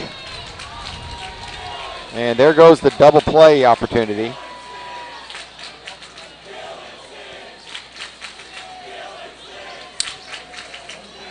Yeah, either way, that was going to be a tough one there because I actually thought it hit his foot, but it didn't. It just buried one in the dirt and it got by Dylan. Yeah, that'll be charged as a pass ball. And he's behind 2-0. 6 runs on 7 hits for the Cougars. 2 runs on 5 hits for the Mustangs. Another ball bounced in there, and it's 3-0.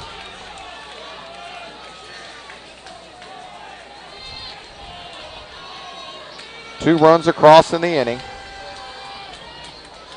Smart at third, Virgil at second.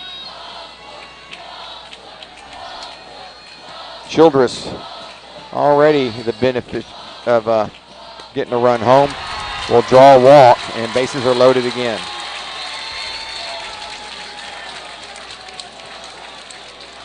So again, not the end of the world there after the wild pitch or pass ball. Opened the base back up, so not giving in on that. But, you know, with the guy that's currently 0 for 4 in the series and around 275 on the year. So probably a bench warning. And the good news for Friendswood, no matter what happens tonight, they live to play another day. Right. Whereas the Cougars, if they don't win, their season's over. Right. Still a lot of baseball left. We're still in the bottom of the third. 6-2 to game. 1 out, bases are loaded. Colin Winfield on to try and put this fire out. Bounces another one in. Just cannot get that curveball to go the full 60 feet, 6 inches. He needs to go to something else here. His stride is really short right now. He's a little quick over the top. Just not. He's not getting on his line and getting downhill and really throwing the ball. He's trying to aim it up there. That's a little bit better. Breaking ball in for a strike. 1 ball, 1 strike. Yeah, just needs to get his legs working a little bit.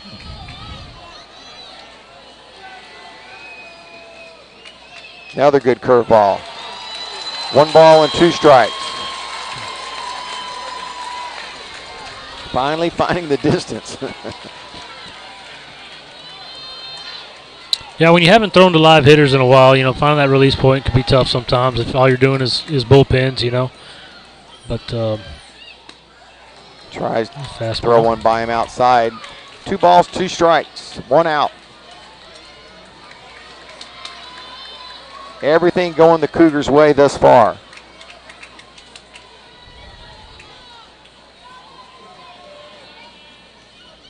Another curveball, swing and a miss.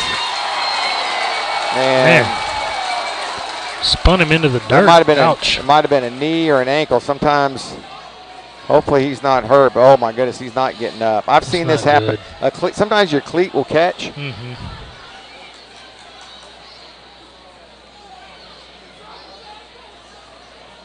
He's punching his calf like maybe he just cramped up. Hopefully it's just a cramp. I think he just cramped up, yep.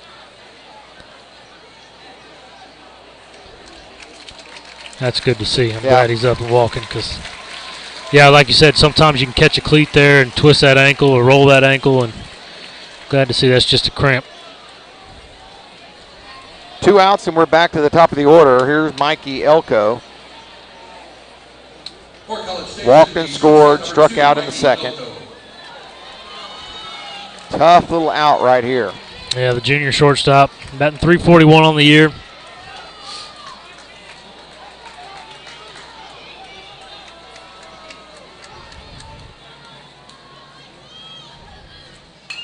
Ground ball. Nice stab by Boots. He's going to have to flip it, and it's close. Got it. Good job by Big Papa getting over there and covering the bag. That's a good play. And really an outstanding effort coming in there, bases loaded, and having to get 2 outs. And aside from the 1 pitch that got away, you know, got the job done there. So good job by the young man. Cougars, though, pushed 2 more across in the inning. And we will head to the top of the 4th with the Mustangs trailing 6-2. For high school sports coverage second to none, discriminating sports fans, booster clubs, and student bodies will tell you Vype stands above the rest. Vype can provide your school and your entire school district with complete digital video streaming and live broadcast coverage at prices that fit your budget. Find out more information at Vype, VYPE.com. VYPE.com. Hey, buddy, you say you wish someone was covering your favorite high school sports teams? You just couldn't make it to the game and you need to find out now what's going on? Well, my friend, your prayers are answered. Go to Vype, VYPE.com and hit Find Your School to see what Vype is saying about your great community. See for yourself why Vype is the leader in high school sports coverage in Texas. Check us out at Vype, VYPE.com.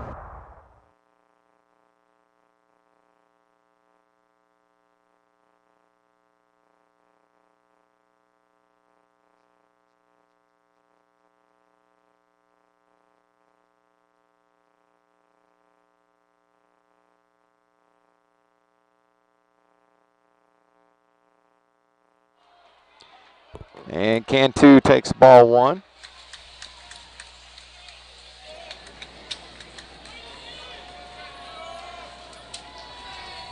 Cantu struck out his first time up. He's had the count here 2-0.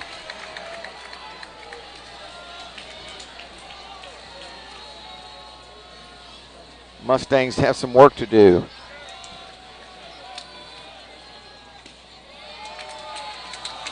Looked pretty good from here, but call the ball, and it's 3-0 to Cantu.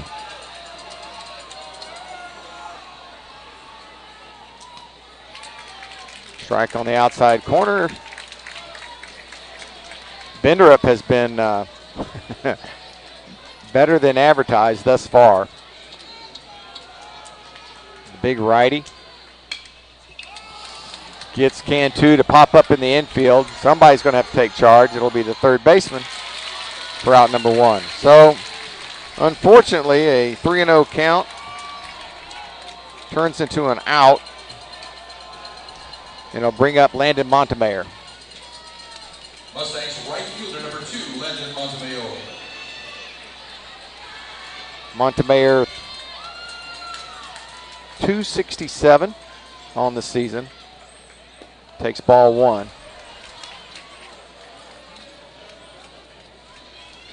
Yeah, Landon, the beneficiary of the shortstop losing his footing last time up.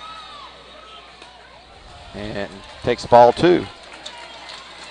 So a small chink in the armor here as Benderup has fallen behind the first 2 hitters. Something he has not done thus far.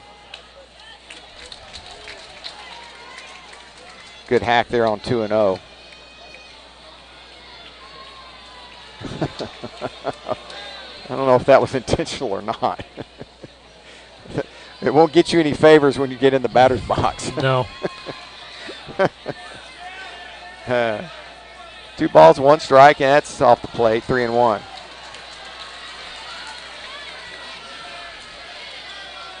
So good job by Friendswood. First 2 at bats, really patient. Making him throw.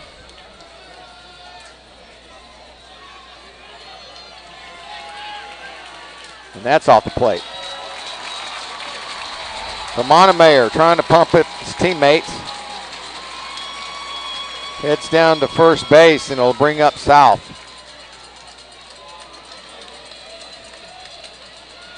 Mustang's second baseman, number 23, Reed South. Reed's been a real streaky hitter this year. When he gets hot, he stays there for a while, and he just needs to get going. Been a good number 9 guy for Friendswood all year long.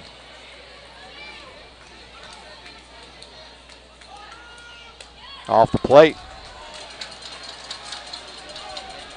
Did you ever get that way when you, as a pitcher, when you had a big lead, found it a little bit harder to throw strikes, Caden? No, I always found it easy to throw strikes.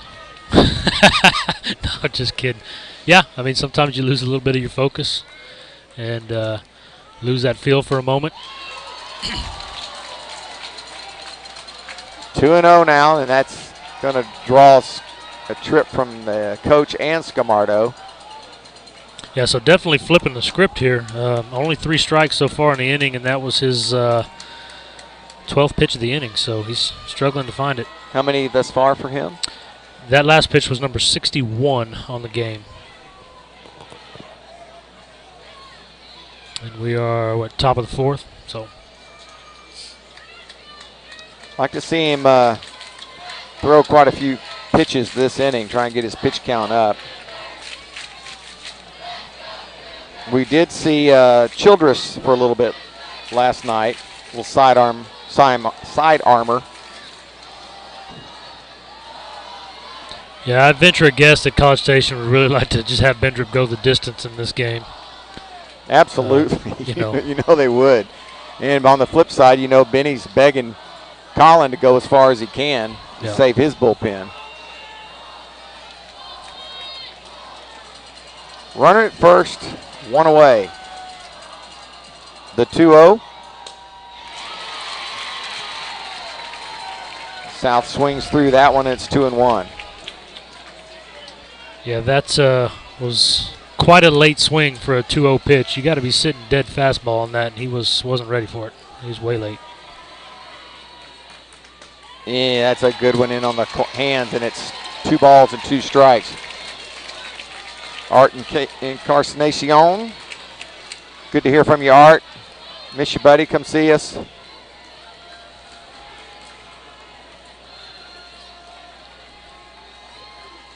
This ball hammered to left field. Down the line, hooking, and it will be foul. Reed really turned on it.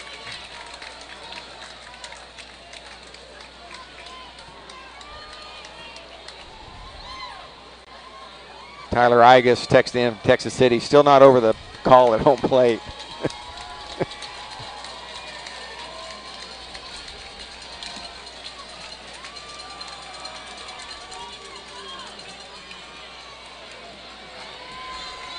Two and 2 to South. Runner at first, 1 away. Long look in. And that, man, Scamardo, that guy. He's a wall back there. He is really good at getting around pitches. Yeah. It is so hard to do that consistently and square up. And Scamardo has just been a wall back there.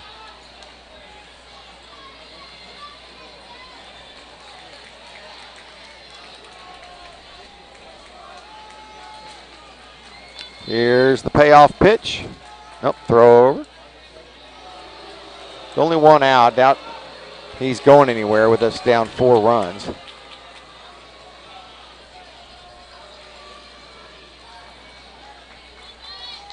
The 3-2.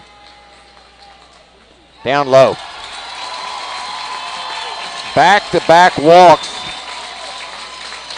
Puts the Mustangs in business as the top of the lineup is coming up. Yeah, the 8-9 did their job there. Found a way to get on base and with a little help from the pitcher, but you know, they're there. They did their job. They were patient. Saw a lot of pitches. Here's Kevin Newkirk, 1 for 2 tonight, 2 for 4 last night. Newkirk singled and scored back in the first.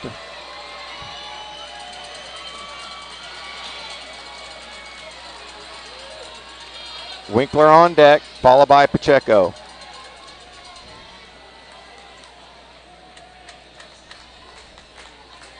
Bendrup struggling a little bit to find his rhythm. Is way high with that pitch, which is number...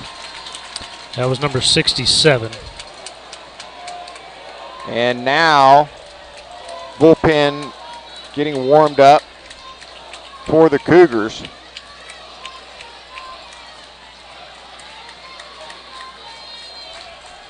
As Bendrup has really been missing up and down and in.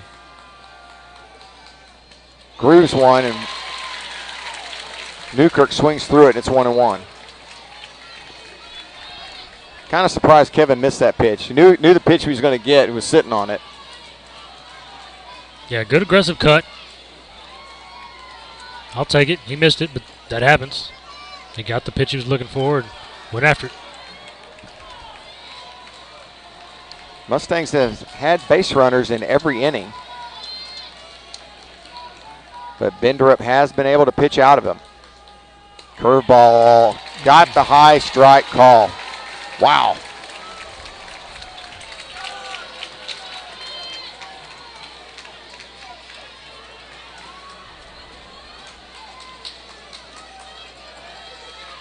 Yeah, the key here for Newkirk is not to get frustrated with that. You're laying off it anyways. Might have caught the top of the zone, but you weren't going to swing at it, so let's just shorten up and move the ball here with 2 strikes. 1 ball, 2 strikes. Bendrup in a little bit of a jam. Comes back and pitch down, and it's 2-2. Kevin knows the strike zone. Second on the team in walks.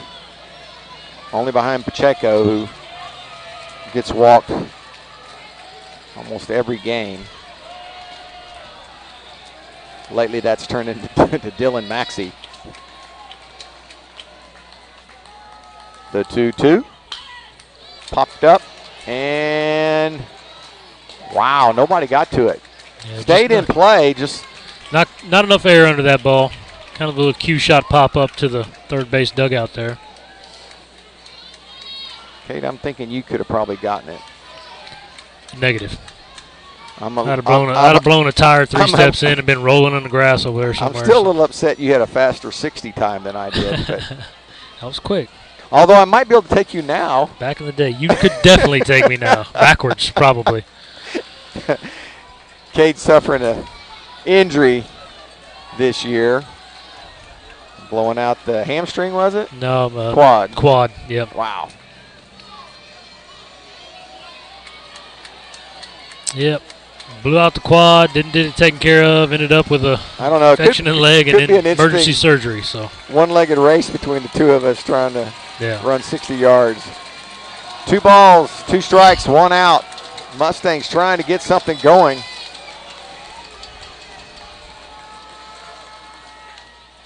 Newkirk fouls 1, fights. Yeah, pretty aggressive 2-strike swing there. Was really going after that one. Yeah, did not get cheated on the swing. No.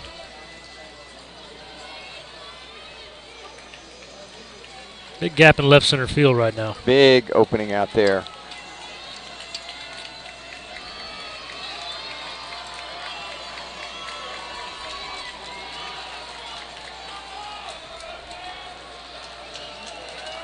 The 2-2 from Bendrup. And it runs full. So Blake struggling here to find the strike zone after getting behind 3-0 to can 2. Got a pop-up out and then walked the next 2 batters, and he is in jeopardy of walking the bases loaded with the ball here.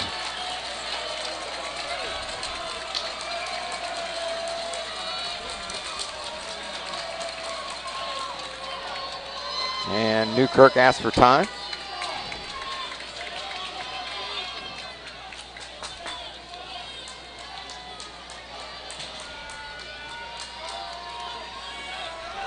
Mustang messing with his eyes there, like maybe some bug or gnat or something flew in his eyes. Mustang faithful being loud on their feet on the lower level. Most of them standing even on the second deck on the first base side. The payoff pitch to Newkirk. Down, and the bases are loaded. Good at bat by Newkirk there. Fouled off some really good pitches and worked the count back full and ultimately to the walk there to load him up for Winkler.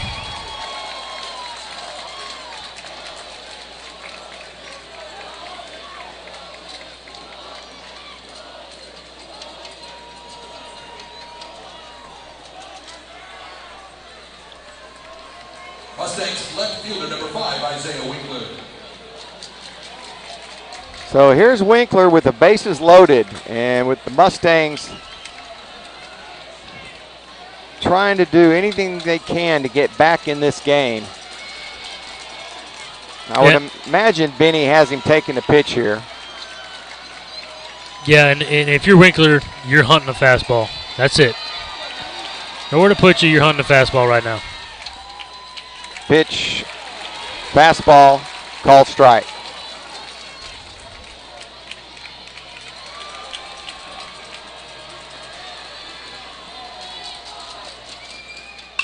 Hammered to left field. Oh, going way back. Goodness. Going to the wall. Warning track. Are you kidding me? Look at the backflip. Holy moly, Winkler. Get you some sun. And just like that, it's a new ball game, Joe. Isaiah Winkler on an 0-1 count hammers the offering from Bendera 365 feet. And we're tied at 6. That ball was crushed. Congratulations, young man, on that moment right there. He'll remember that for the rest of his life, Joe. A grand slam at Olsen Field, Bluebell Park, in College Station in the semifinals. Awesome. That is Winkler's first home run of the season. And here comes Pacheco. But not before we get a visit from the coach. Litton out on the mound. And we got us a new ball game here at Bluebell Park. Gosh, I love baseball. Winkler with a blast. Oh, goodness. To left center field.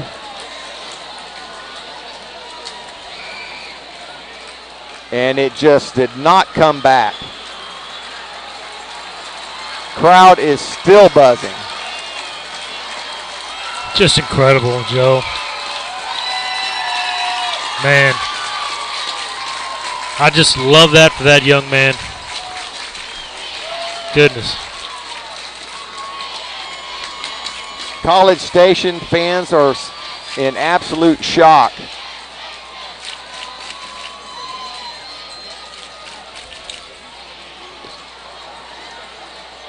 Winkler on the year, no home runs until that moment. And not only a home run, but a grand slam. I mean, it just doesn't get any better. And we have a pitching change, number 4.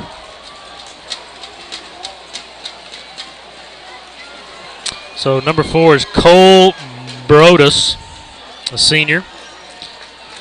Shows to have 42 2/3 innings pitched on the season in 16 games. Got a 1.96 ERA. Cole was more than likely scheduled to be the starter for tomorrow. But when you're fighting for your life, you gotta do what you gotta do. And right now, the 2 starting pitchers in this contest are gone.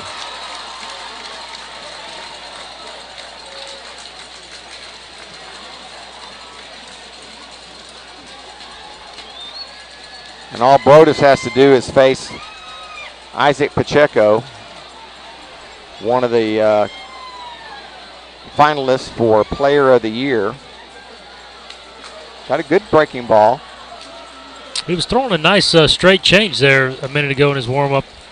Here it is again. Let's see what it looks like.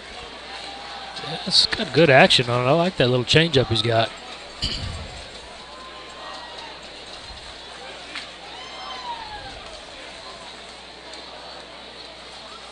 Well, I hope you didn't turn it off just because the Mustangs were down 4 runs. They are even in the run column. Mustangs still trail in the hit column by 1. Yeah, man, this is so exciting. and you know, when you get the 4-run lead there, and you just think you got to come out, you got to throw strikes, and you walk the first one, and then you walk the second one, and you just, you know, good teams take advantage of those free base runners, and that's what Friendswood did right there. Guess what Isaac just tried to do? He tried to go, he tried to hit the train. Isaac just tried to untie this game. 0-1. Needs to stay within himself. 2 hits on the night for Isaac.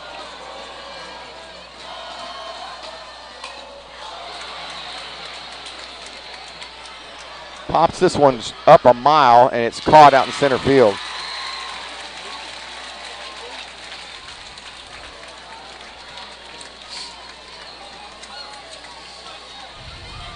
Here's Dylan Maxey. Maxey has walked and has an RBI single.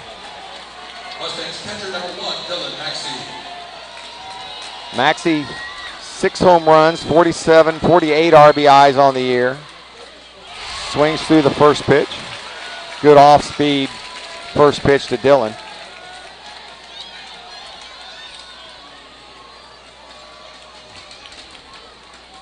Broadus delivers. This ball's hit down the left field line and hooking foul. Put a good swing on it.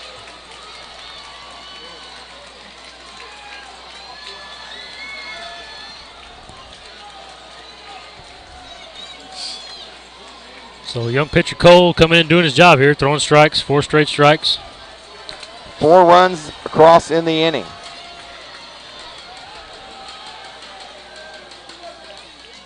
Fastball hit down the fifth field line, foul again. So Dylan way out in front. Yeah, he's got Dylan set up for that changeup.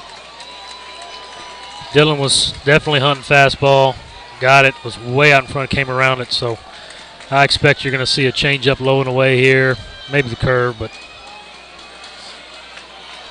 0-2 to Maxey. Ball popped up. Yeah, he threw his hands back to the mound, and he's going to drop it. Yeah, get cocky, and that's what happens. So an error on the pitcher. Coach is not going to be thrilled about that. Well, that's also a reason why they don't ever really like the pitcher making that play. Your first baseman or third baseman normally comes in and calls him off. Yeah, but he tried to catch that off to the side. A little cockiness and second error of the second error of the game for the Cougars. Throwing error by the right fielder was. So again, good teams take advantage of the extra outs and extra base runners. So let's see what Friendswood can do with it here. Ooh, close at first base. Had him leaning. Yeah, I don't think Cade wants to get picked off again after the back pick earlier. He'd like to stay a little closer to the bag right now. I would like Travis Moore to get back to the coach's box. Yeah. He's yelling at the kids in the dugout. Boots way out in front of the off-speed, and it's 0-1. Somebody, bullpen is still going on down there for the Mustangs. Another throw over.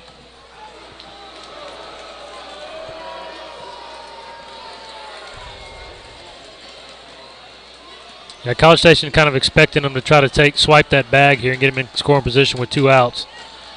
So they're really focusing on him a little bit. That's the first ball thrown by Cole Brodus there. 1 ball, 1 strike.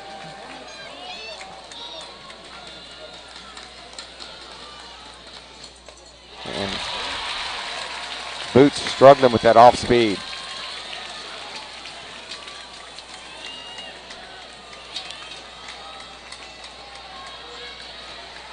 Boots 0 for 2 tonight. Trying to keep this inning alive. Count runs to 2-2.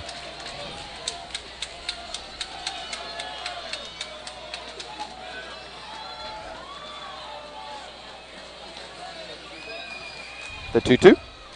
Fouled. Right side, we'll do it again. Just now coloring in all my boxes from Winkler's home run.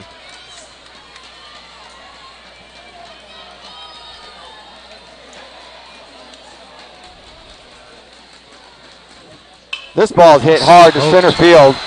Going way back as a center fielder, he will make a running catch. What a play by the center fielder. A run. Boots hammered that one. I mean, this is a cavernous outfield, first of all. Wind's blowing out towards left center where that ball was hit, and that young man just ran a country mile to run that ball down and make a great play. Yeah, Dalton Carnes just saved his team a run. And I hate to bring this back up, but how big is the out now at home plate that we did not get on the throw out from Winkler to Pacheco to Maxey? I mean, it altered that entire inning, honestly. But you know, water under the bridge. Got to give Friendswood credit where credit's due. Be patient. Saw a lot of pitches. Worked 3 walks. Walks can kill, and so can Winkler. And Winkler just killed that pitch and sent it into oblivion over there toward the rec center. And we got a tie ball game, folks. Unbelievable. We will head to the bottom of the 4th. All tied up. We have a brand new ball game.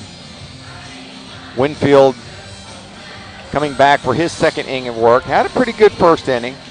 Once he found the distance, he really struggled with his curveball. He bounced that one in there on his warm-up.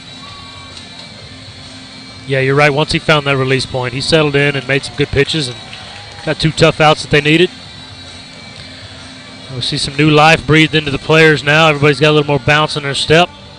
So it's a big opportunity here for the defense and the pitching to kind of settle down and kind of don't let that momentum shift again. Last time we scored, they answered right back with 2 of their own. So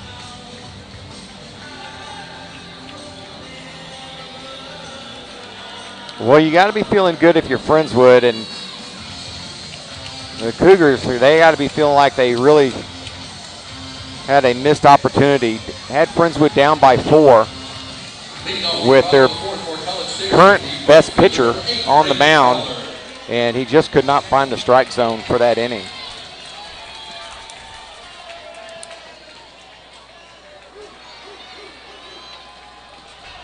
Here's the right fielder, Braden Fowler. Hit Pacheco at short. The 6-3, and there's 1 away. 1 pitch, 1 out. You like to see that. Good job by Pacheco staying low. Those ground balls on this field are like a putt. There is no hop. I mean, this is like playing on a golf course here, and it just stays true and rolls. And you got to stay down on it. Doing a good job of that.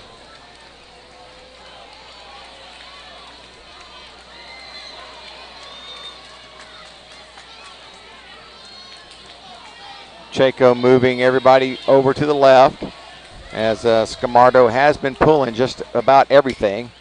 Soft liner and to right center.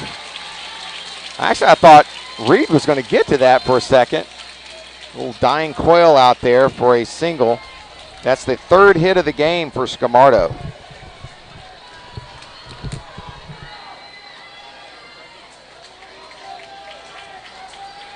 Running at first base for College Station, number 21, Aiden DeLeon. To the plate for the Cougars, the 3rd baseman, number 22, Blake Benderup. Here's Benderup. You know, Blake's wanting to try and help get his team back ahead here after giving up a 4-run lead on Winkler's blast. Dribbled out front. Maxey will have to get it. Throw to first is in time. Good job. Nice athletic play by Maxey there. Quick behind the plate. Got it. Stepped inside. Made a good, strong throw to Boots. 2-3 for out number 2. It's going to bring up Colby Smart. Smart doubled his last at bat. 1 for 3 last night. Cougars left fielder number 6. College Station being pretty aggressive here. I mean, that's 3 batters, 3 first pitch swings. So 3 pitches and 2 outs. Would rather see Pacheco hold him on here. Pitch right down the middle, call a ball.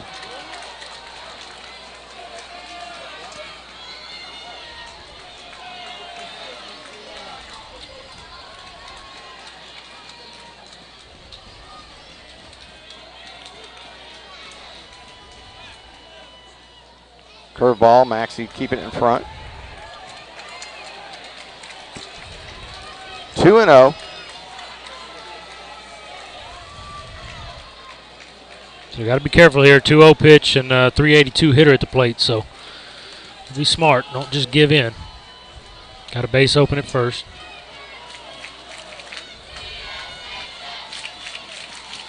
The 2-0 curveball stays inside, and it's 3-0. I think they ought to just put him on.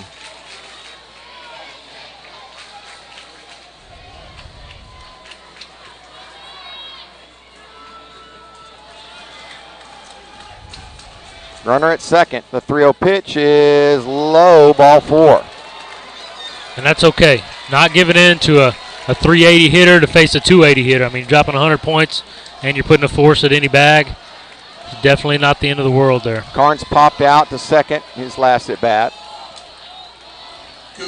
but made a spectacular running catch to rob Boots Landry of a go-ahead RBI in the top of the inning.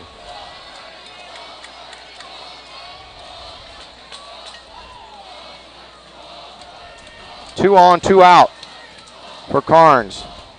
Breaking pitch. Called a ball, and it's 1-0. Oh. I think Dylan hopping up there might have took one away from his pitcher and hopped up a little quick.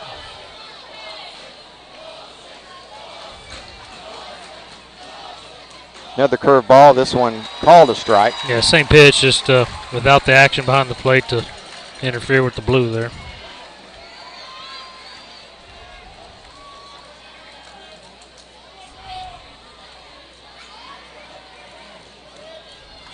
The 1-1.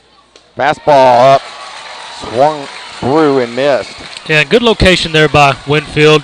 Dylan flashed the glove up, wanted that ball up. And Dylan,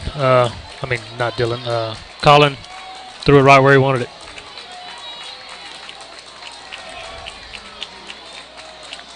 Winfield ahead in the count. 1 ball, 2 strikes. 2 on. Fouled straight back.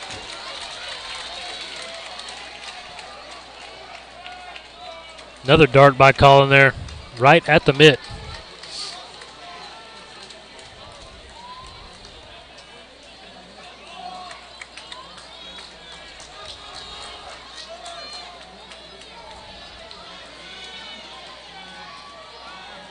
One, 2 to Carnes.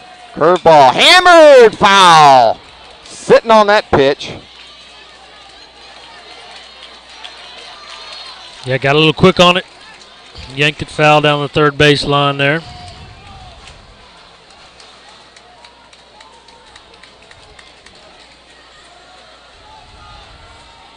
Mustangs with 1 in the first, 1 in the third, and 4 in the fourth.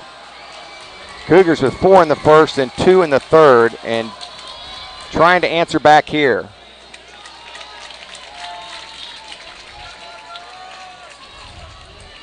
Count goes to 2-2. You can see Winfield take a big breath out there.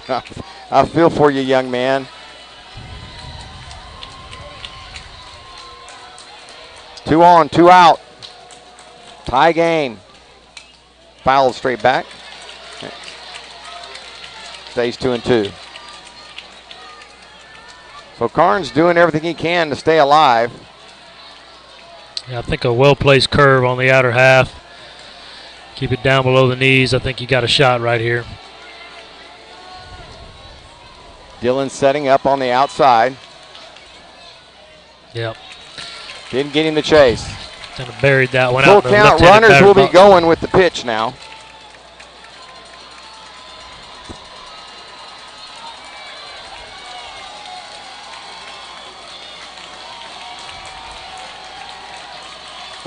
Payoff pitch, curveball stays high and bases are loaded.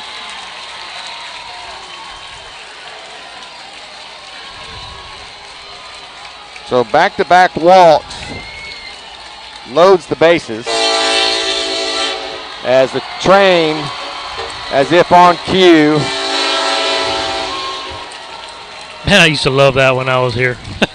Going to school here, train coming through during the game, and stands to go nuts, and the engineers would just crank on that horn. It's a lot of fun.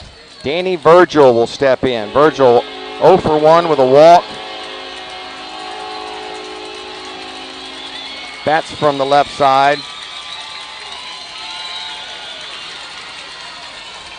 A chance to put his team back ahead. Mustangs have not led since the very first inning. 1-0. For College Station, the designated hitter number 9, Danny Virgil. Maxie egging the crowd on. And an out at any base is what we would take. Strike on the outside corner.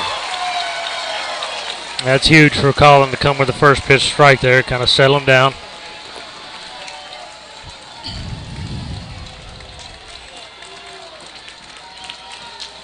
The 0-1. Curveball hits him.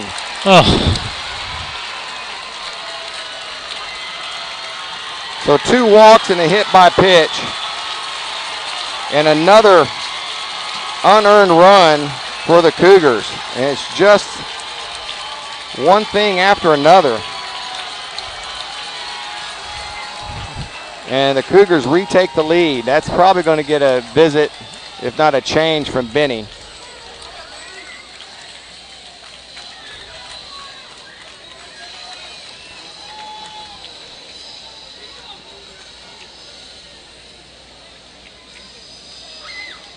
Three pitches and 2 outs in the inning, and just kind of falling apart now all of a sudden.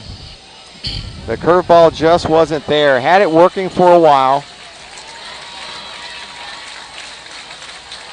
but it was the breaking pitch that got him in trouble and ends up hitting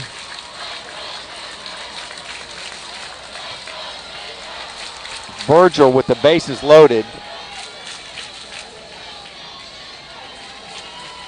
Yeah, Virgil, you know, the DH for tonight wasn't in last night's game, a .226 hitter on the year, and you just gotta, you want to make them earn it, you know.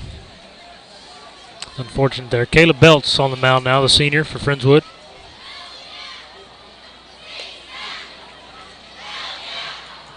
Your attention, please. The new pitcher for Friendswood is number 33, Caleb Belts. This would be Belts' first playoff appearance this year.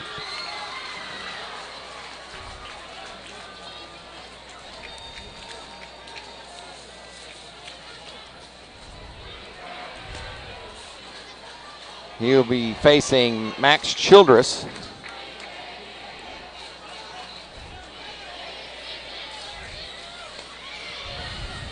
Childress walked in his previous at bat and flew out to center field in the first inning.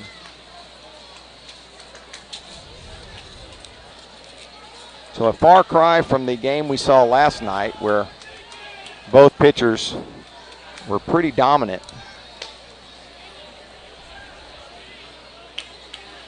Friendswood wins, they move on to the regional finals. College Station wins, they force a game 3. And time and place for that is still to be determined. More than likely somewhere in between, probably somewhere around Cy-Fair, Katy, but we'll have to wait and see if that comes to fruition.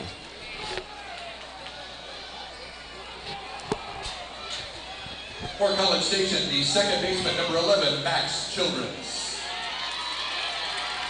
So Caleb Belts inherits bases loaded and faces Max Childress.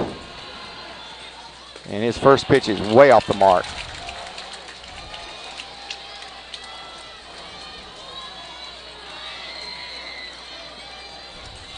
You got to want the ball in this situation.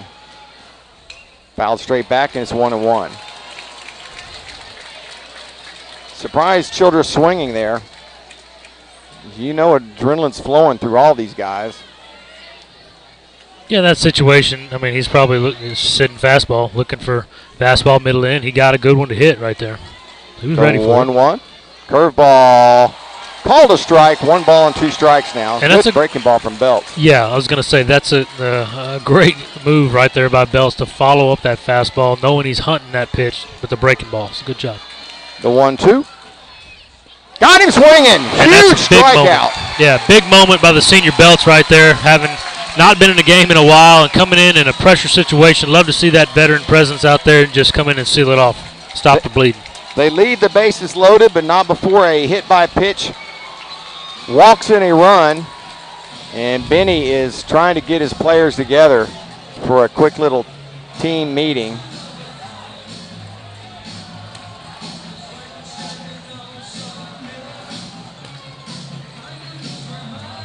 Broadus back on the mound for the Cougars. We'll take a short break and be back with more high school action here on Vype Live Sports. Hey, buddy, you say you wish someone was covering your favorite high school sports teams? You just couldn't make it to the game and you need to find out now what's going on? Well, my friend, your prayers are answered. Go to Vype, VYPE.com and hit Find Your School to see what Vype is saying about your great community. See for yourself why Vype is the leader in high school sports coverage in Texas. Check us out at Vype, VYPE.com.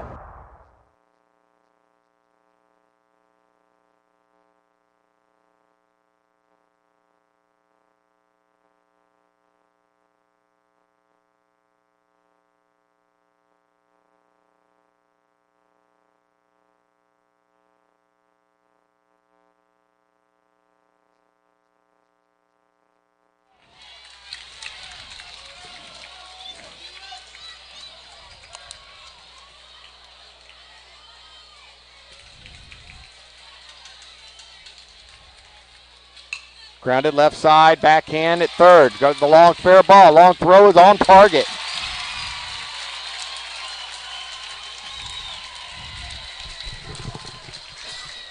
Nice play by the third baseman, Max Childress over there. Mustangs DH number 15, Misael Cantu.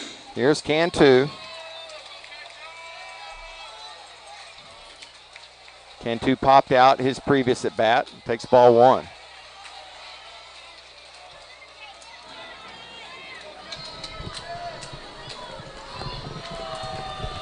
Mustangs down by a run. Top of the fifth.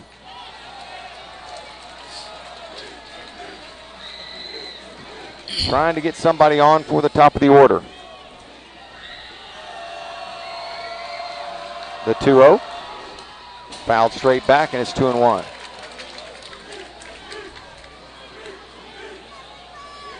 You know, I've really been impressed with Cantu. The last few games he's been in, he's had some really great at-bats. Another good one here, patient, getting a good pitch to hit. 2 balls, 1 strike. That pitch up in the zone, it's 3-1.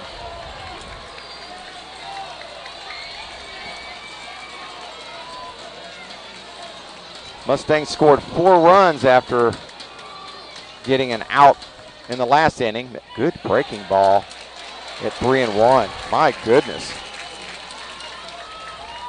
That's one thing we've seen from Chris Litton. His pitchers have not been afraid to throw off-speed pitches behind in the count.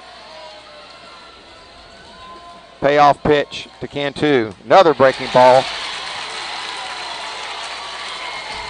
Got him swinging.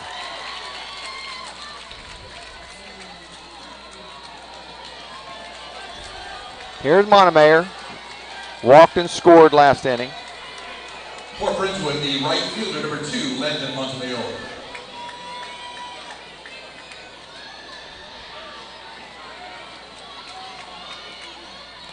Well, Broadus has been very effective since he's come in.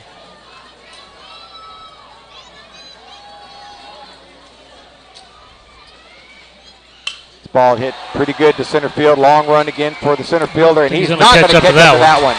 Montemayor heads into second base with a double.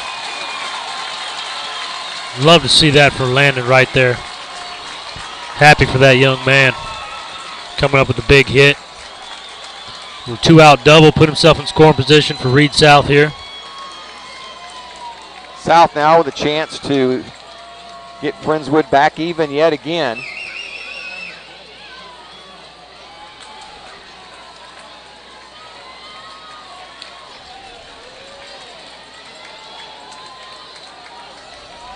Mustangs second baseman number 23, Reed Savage.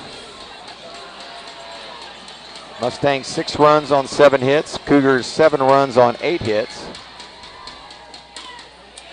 That is not a strike. Tough call there. Well, definitely not the pitch he wanted.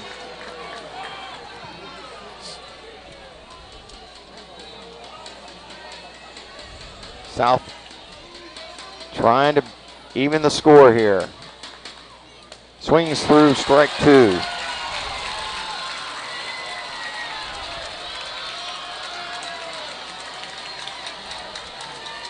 Newkirk on deck. Big hole on the right side as well.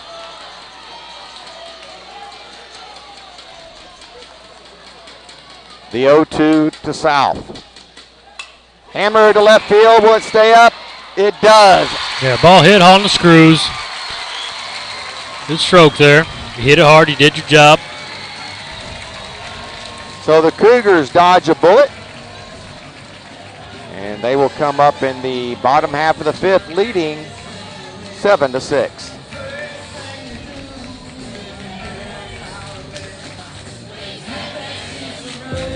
There are no words to describe it. The isolation, the boredom, the loneliness. If you're wondering where your teenage son or daughter's spirit went, you're hardly alone. The past year has been devastating, especially for them. But here's the good news. They might just find it again, playing high school sports. Workouts that stimulate, teammates and coaches that care, the sense of belonging so many of us have been missing lately. That's what school sports are all about. The sense of achievement is real, and the camaraderie is hard to beat. Coping with uncertainty is difficult, but school sports can help the teenagers in your family start feeling like themselves again. Encourage them to give it a try. High school sports, it's so much more than a game. This message presented by the Texas University Interscholastic League and the Texas High School Athletic Directors Association. Welcome back to Olson Field at Bluebell Park. Joe Hollier and Cade Lightco bringing you live action in this regional semifinal game between the Friendswood Mustangs and the College Station Cougars. Special thanks to our QA, Nathan Nunez, back in the studio. And thank everybody for texting in and emailing us. Barbers Hill has moved on. They won their first 2 games. Number 20, Josh Alexander.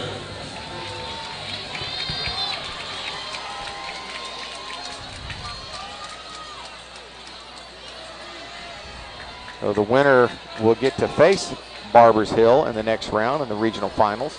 Mustangs hoping to be that team.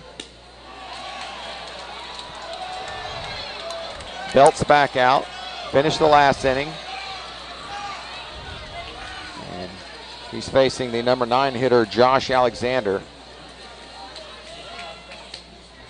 And just off the plate, and it's 2-0. Called it a strike. What? A really late strike call there, yep. 1 ball, 1 strike. Breaking pitch, and it's 1-2.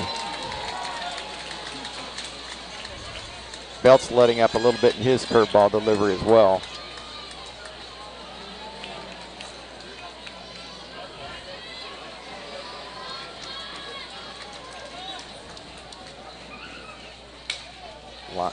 Line foul. We'll reset and do it again. Just good hitters up and down this lineup for College Station.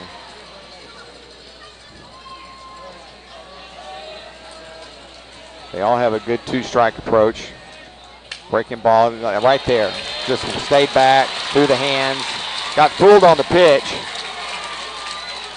Nothing fancy. And it's a leadoff single for Alexander. We're back to the top of the lineup with Elko.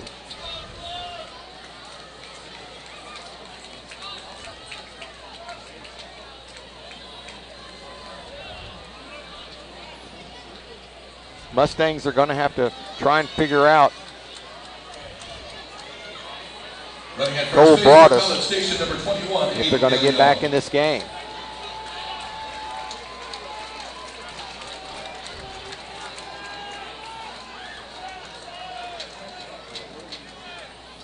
Broadus got him out of the 4th inning and through the 5th.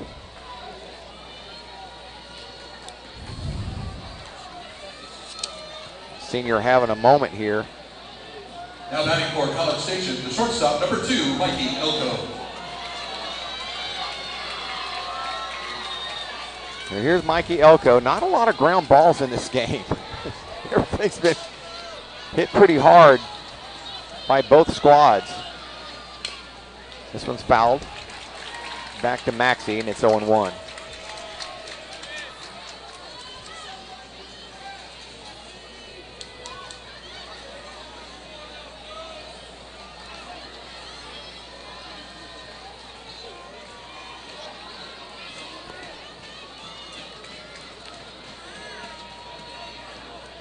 Long look by Belts. Shows bunt, pops it up. Can Maxey get to it? No. Man, that just being able to find it that quick. He almost made a play on it. Yeah, it was a great hustle by Maxey there.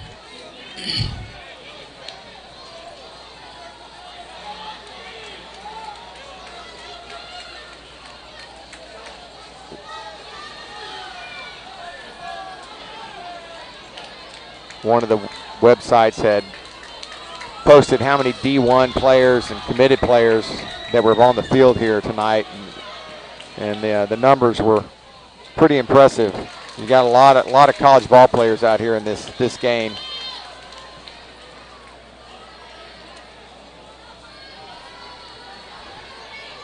Yeah, just some really solid ball players up and down both lineups. It's fun to watch. 1 ball, 2 strikes. Belts throw over.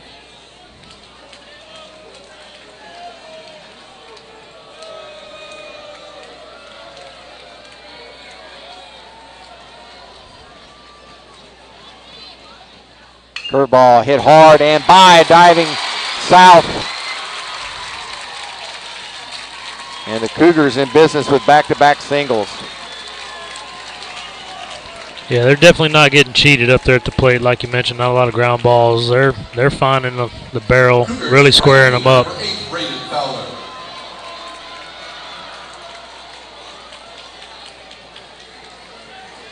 So a visit from Coach Benavides. Looks like maybe got Cooper Birch. Young sophomore coming in.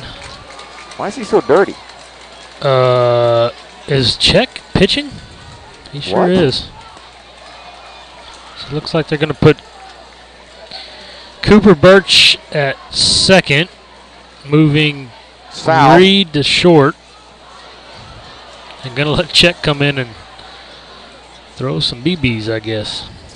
Well, I have not seen Pacheco pitch in 4 years. No, not at the high school level. I haven't seen it. This does remind me of the 2010 season when Kyle Singleton came in from third base and just shut down Texas City, struck out 8 in a row with nothing but a fastball. Yeah. Well, Pacheco, he's got stuff. He hasn't pitched in quite some time, to my knowledge, but I can remember in younger days him throwing, and he's always been able to pitch. I don't remember as an 8-year-old pitching in the 10U division and just setting him up and knocking him down out there. So he's got the ability, but interesting call here. So he and Dylan need to get on the same page as far as signals, and that's what I'm assuming is being discussed here. Runners at first and second, nobody out. And Isaac Pacheco in to pitch for the first time this year. And maybe this is a situation where Coach Benavides is just trying to salvage what pitching he's got left in case of a game tomorrow. So as you mentioned, Birch goes in at second base. South slides over to shortstop. Mustangs, number 26, Cooper Birch. To the plate for College Station, the right fielder, number 8, Braden Fowler. Benny and that whole coaching staff has done just an incredible job all year long, pulling the right strings. Attempted bunt is almost ends up like a line drive to left field. And it's strike one. The crowd's a little stunned right now at the moment, too. I don't think anybody expected to see Pacheco on the bump. 0-1 to Fowler. Pacheco checks the runner, showing bunt now. And it's 1-1.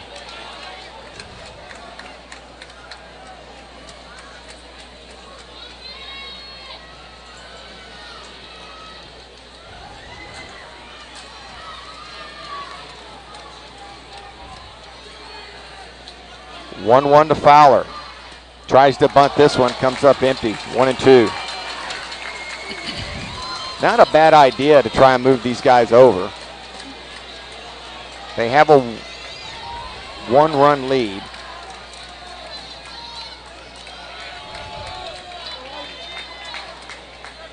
Yeah, really not. I mean, with no outs in the inning, move them up, both runners in scoring position, and you got one of the hottest hitters on your team on deck and the catcher, Scamardo. So just misses on the outside corner, and it's 2-2.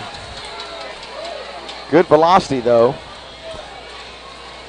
Definitely he's throwing harder than anybody's been throwing the last couple of innings. He can bring it. Well, we've seen him throw 90 across the diamond from shortstop, so you figure he can touch it here off the mound. 2-2. Breaking ball hit to center field. Newkirk. Lots of room. And shows tag, but nope. They're going to hold him up. And there's one away.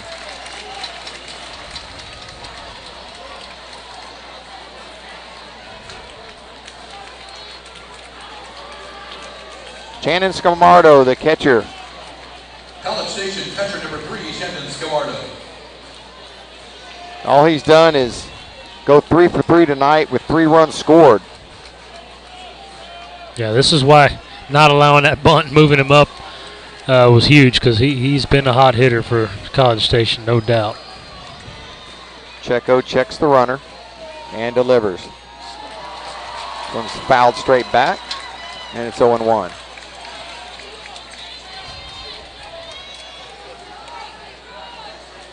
Guys, I apologize. I haven't been able to check the phone here.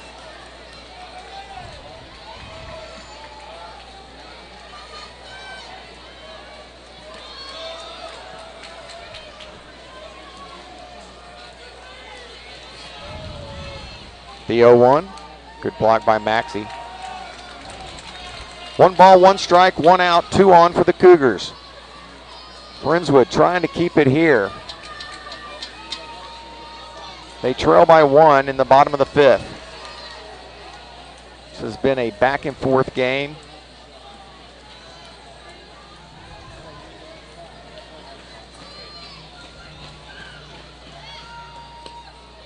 And that one's bounced in there, and it's 2-1. Tell you what, these guys don't chase a lot of pitches. No, they're very disciplined. They've got a great approach from top to bottom in the batter's box. College Station trying to do what nobody has done this year, and that's to give the Mustangs a loss. This ball's popped up and out of play, and it's 2-2.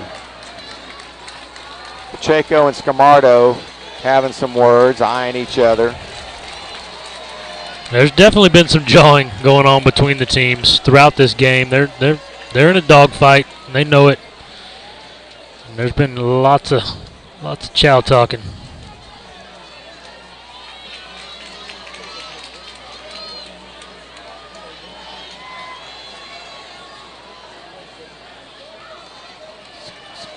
Scamardo looking like Catfish Hunter up there. 2-2. Goes way high, and the count runs full. Yeah, Pacheco kind of reared back on that one a little bit. Yeah, Dylan wanted it up, and Czech saw that call, and he just got in an extra gear there and tried to put a little extra something on it. Tough game last night. 0 for 3. Tonight, 3 for 3. Is Scamardo. the payoff pitch from grounded up the middle. Double play ball. Oh, gets by the second baseman. I thought it was a perfect double play ball. And Birch could not get to it.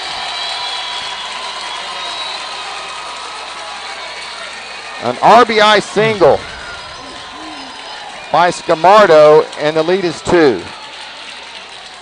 Yeah, that's a big at bat by the catcher there. 4 for 4 now on the night. Just a good quality at bat. Fouling off a couple tough pitches and just moving the baseball right back up the middle there. And yeah, I'm like you, Joe. I thought that ball was going to be tailor-made for 2. Cooper Birch, the young sophomore, just into the game. You know, I didn't really check his positioning before that pitch, so I can't speak to it, but just out of his reach. Ball could have had a lot of topspin on it as well. Yeah. So once it got by Pacheco, it sped up a little bit on that next bounce. Hammered into the hole. Another RBI by Bindrup.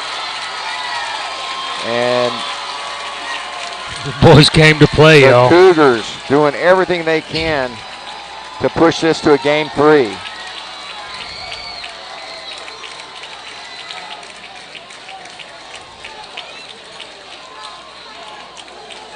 Cougars left fielder number 6, Colby Smart.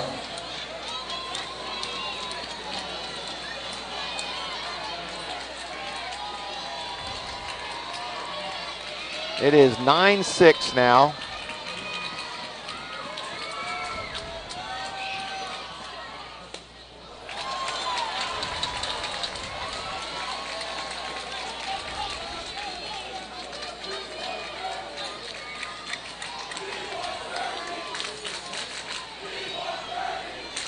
Twelve hits for College Station.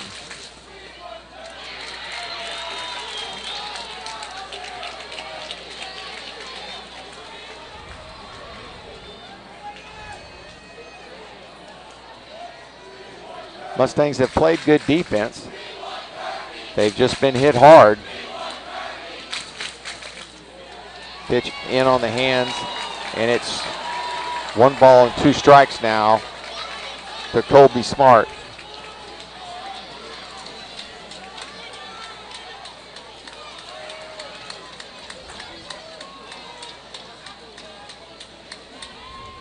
Breaking ball, just missing. You see home plate flinch a little bit, but could not pull the trigger. 2 balls and 2 strikes. Wow.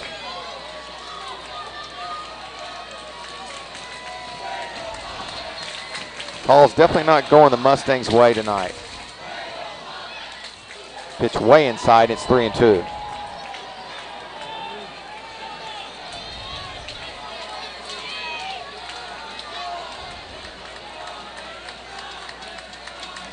Mustang bullpen still busy out there. I got to hand it to Pacheco. He's coming in and pitching. He's up until that, I was about to say, he's been throwing a lot of strikes. And for someone who probably did no bullpen work and probably hasn't pitched in at least 4 years, got to give him credit. Still just 1 out in the inning. 4 hits already this inning. And I think it's time to put check back at short, but we'll see what happens here.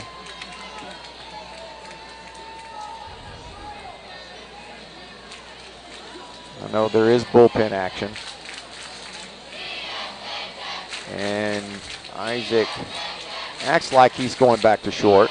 Yep, calling for the bullpen.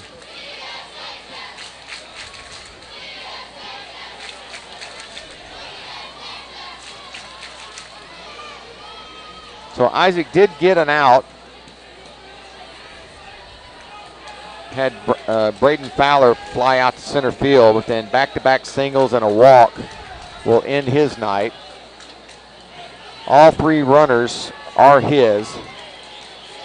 Looks like Easton Toomas coming in from the pen. Well, that's kind of who I thought would be starting tomorrow's game. Yep.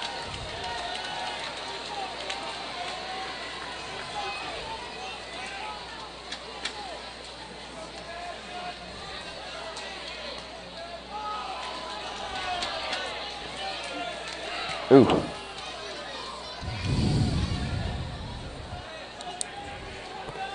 So kind of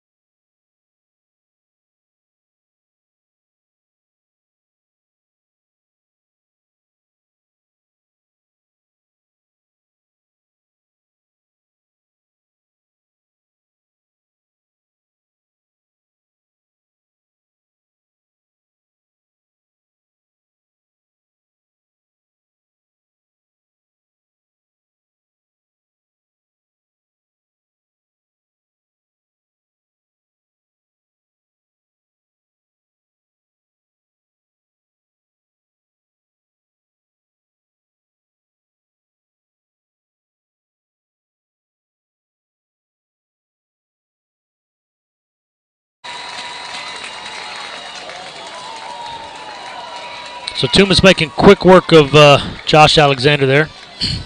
Now we're back to the top of the order with the shortstop, Michael Elko. Shortstop number 2, Mikey Elko.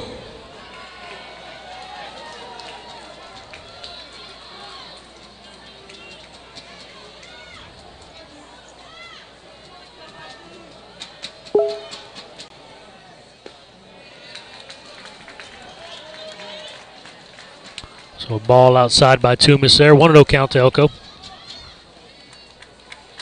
Sophomore right-hander for Friendswood in the stretch. And a runner on first.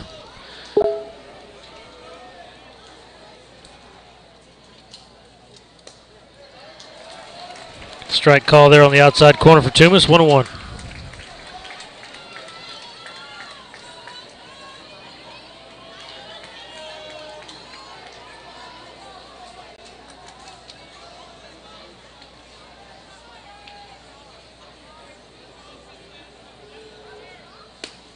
Runner goes, throw down, up the first base line, or up the line toward first base a little bit there, pulling Reed off the bag and unable to make the tag. So stolen base by the Cougars.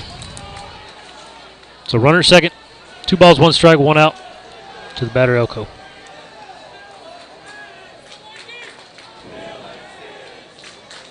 All right, again, apologies everybody. We lost the stream and basically had to shut down and reset everything. I think everything's correct at the moment.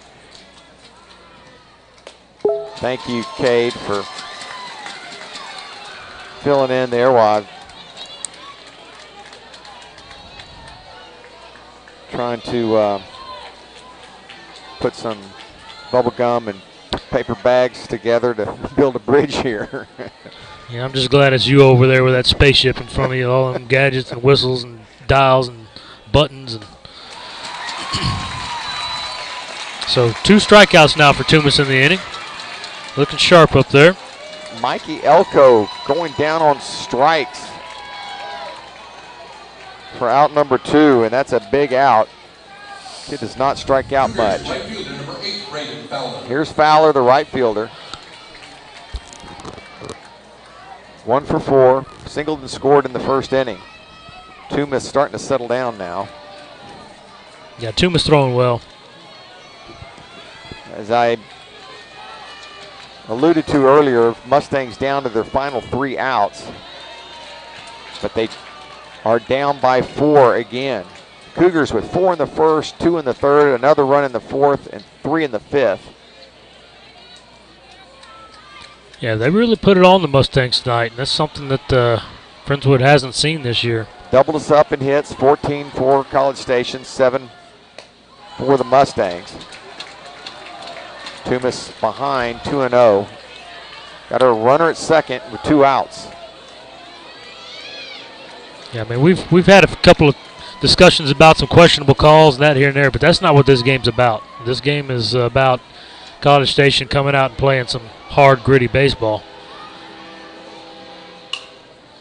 Fly ball to right field, long run for Montemayor, and he will get it right on the line. Good job, Montemayor.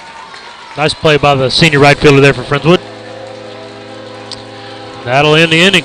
So, top of the 7th, do or die time for the Mustangs as they trail going into the top 10-6. We will take no breaks, because I'm not going to risk it. Yeah. We're just going to stay with you right here.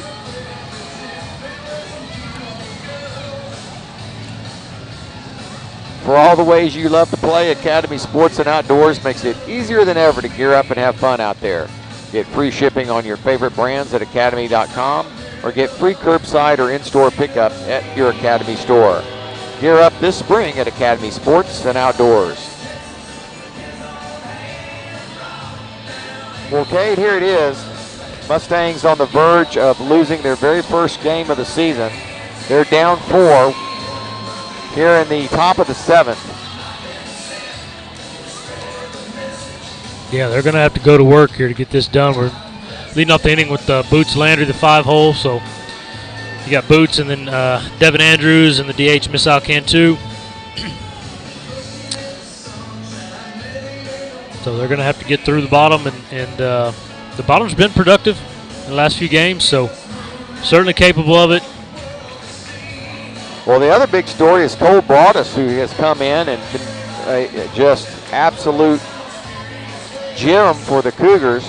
Yeah, he's been dealing.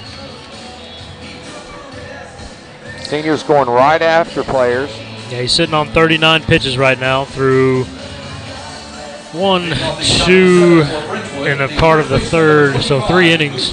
So between me, you, and the fence post, I'm guessing does go to a game 3. You got Case Meyer. Yeah, I'd have to look back. I'm not sure what the off the top of my head what the pitch count rules are for high school and days rest and that sort of thing, but.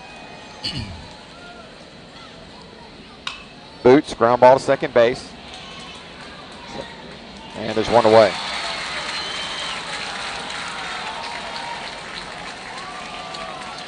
Tough night for Landry. Yeah. 0 for 4. Mustangs third baseman number 6, Devin Andrews. And here's Andrews, who is 0 for 3 on the night.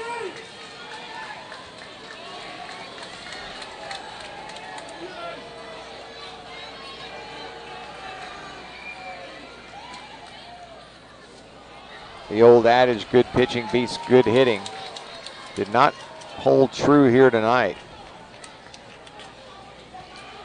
College Station has come out swinging the bats. Yeah, and our pitching wasn't as sharp tonight. To start the game, Jackson Birch, 53 pitches, 31 strikes, 22 balls. Colin Winfield came in behind him, 34 pitches, 15 strikes, 19 balls. So definitely not what we're used to seeing from this staff. But yeah, that's the old adage, and I'll go with that every time. Good pitching does be good hitting, but College Station's definitely swinging it well tonight. 5 pitchers overall for Friendswood, including the shortstop Pacheco, making an appearance here. Making his high school pitching debut. Popped up. DA tosses the bat on the ground, and there's 2 away.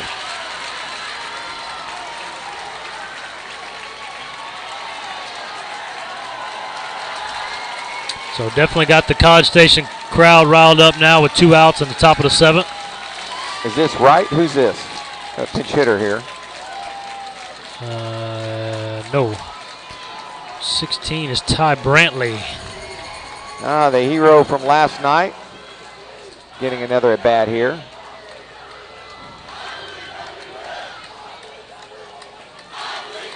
Your attention, please. Entering the game and pinch hitting for Friendswood number 16, Ty Brantley.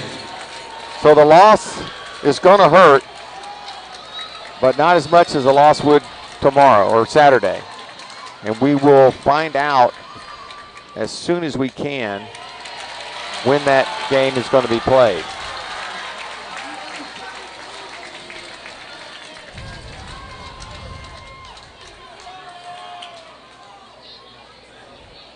Is game 3 tomorrow or Saturday? Saturday. Should be Saturday. I thought they moved them up because of graduation. Well, I think their graduation is tomorrow. Okay.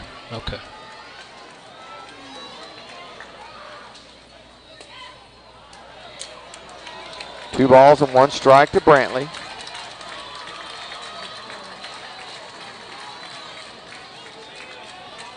Cole Broadus, the senior, trying to do something that nobody has done, and that's put a mark in the L column for the Friendswood Mustangs this year. Be interesting to see how the Mustangs bounce back. The 2-2. Hammered in the center field. Ty coming up with another big hit. Yeah, another pinch hit single by Ty Brantley.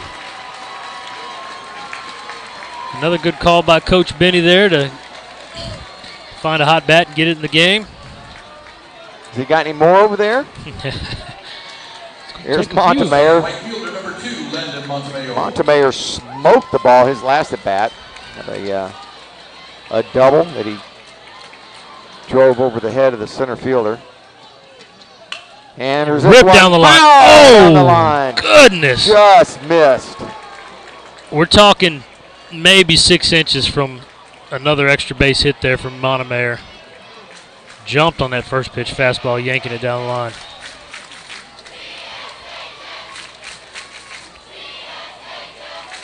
Yes, fastball, got fastball, but just foul.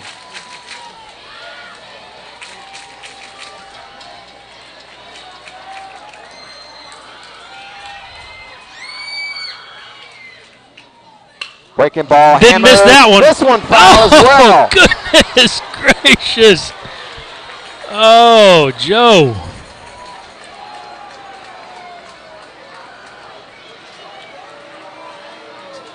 Montemayor can't believe it. I mean, he has scorched both those balls, and they were foul by about the same distance.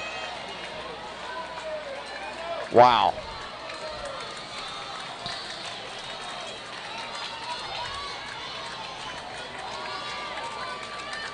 You Mustangs not going quietly into that good night. Montemayor down 0-2. Popped up, and it'll make it out of play.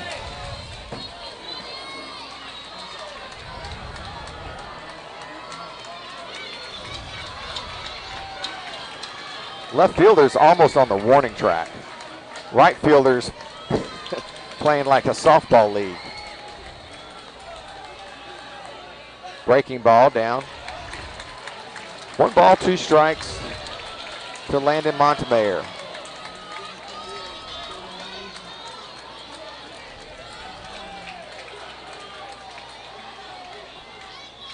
Ball up. Good at bat by Montemayor here. Mustangs trying to load the bases, give somebody another shot at tying this thing up. They've already done it once. The 2-2, and it's 3-2. Good job by pitching by Brodus here. Got ahead 0-2. Got him to chase a high fastball and foul it off, and he's definitely has not put one over the plate since for him to hit. So, but working it back full count here. Runner's going to go. All off out. The plate. Ball 4. Great at bat by Montemayor. Pressure situation like that, I don't know if you guys know how tough that is for that young man to do what he just did. Go up there looking to hit. He wasn't looking for a walk. He was looking to hit, but he worked the walk. He worked that pitcher. Great job by the young man. And a visit from the coach just to check in, settle things down. Not a bad visit.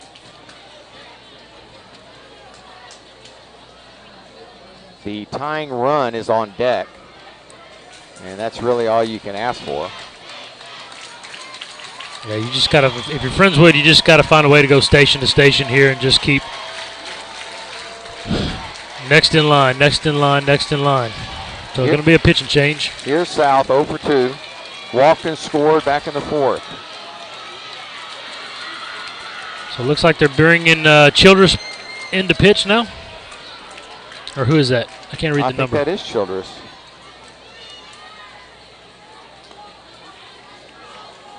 Is it 11? I think it's number 11. I'm having a little trouble. Yeah, number 11. Yeah, so Max Childress. Junior. 2.33 ERA. He has 4 saves and 19 strikeouts.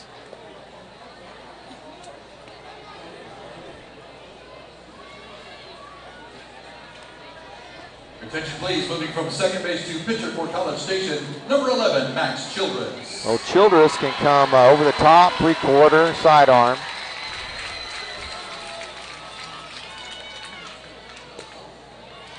And basically he's in here to try and throw strikes. Up by 4. Yeah, curious call. I mean, nobody knows their team like the coach, right? But Brodus wasn't throwing bad, and he didn't miss by much. He pitched that at bat well. He got 2 quick outs in the inning. Gave up a pinch hit, single, and pitched that at bat well. Had him 0-2. Wasn't like he was losing it, but I don't know if it's a pitch count thing or what. He was at 56 pitches when he left the game, so we'll see. Max Childress is about to deliver the first pitch to Reed South here. 2 outs, 2 on for Reed South. Pitch tails back across for a strike, and it's 0-1. Tough call. It almost hit him. Got the strike call, though.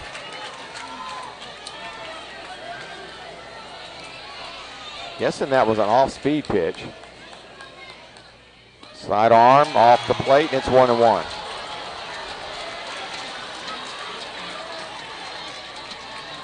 Mustangs down to their final out. They trail by 4. South swings, grounded to short. This could do it. Throw across, and the Mustangs have lost their first game of the season. There will be a game 3. Wow. Just a stunner here in College Station, Joe. Great ball game. I mean, up and downs and the big grand slam to tie it. College Station just would not go away and was not going to go down without a fight, and they didn't. No, you're absolutely right. Looks like they're doing a coin flip. Let's see what happens here. Have a safe and happy Memorial Day weekend, and please drive safely to your destination. We will try and find out exactly what it's going to be. One of us needs to go down there and see what it is, so we can let everybody know. Okay. You want to go? I'll run. Well, I won't run because I'll die. But don't run. All right, I'll so hurry. Coaches, and you can see them there to your left of your screen. Coaches are meeting to discuss what to do next, and I guess it's been decided.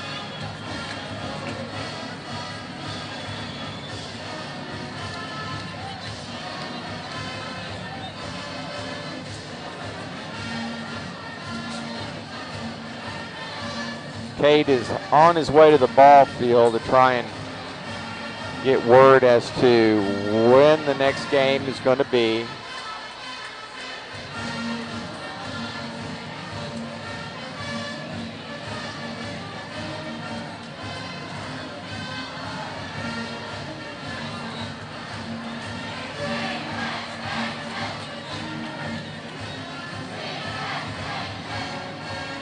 But I'll quickly recap everything for you. Friendswood got on the board first, and as Newkirk singled and scored in the first inning, but it was College Station coming up with 4 runs in the bottom half of the inning against Jackson Birch, and then it was catch-up time. 2 more in the third, trailing 6-2, and Winkler goes yard for the first time this year. A grand slam tied it up at 6 in the 4th inning.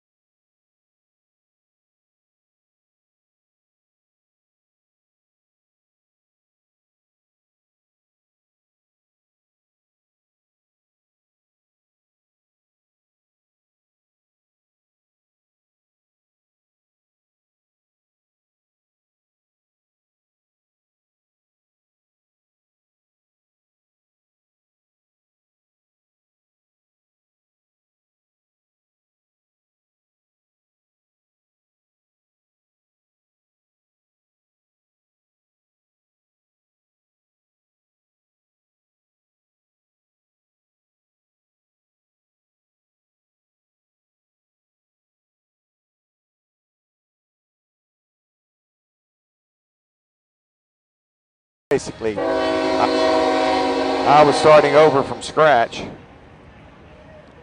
And here comes the train out there in right field. But no complaints from the broadcast crew here. We had a as good a seat that anybody could have. It's a beautiful ballpark. The A&M folks have taken great care of us.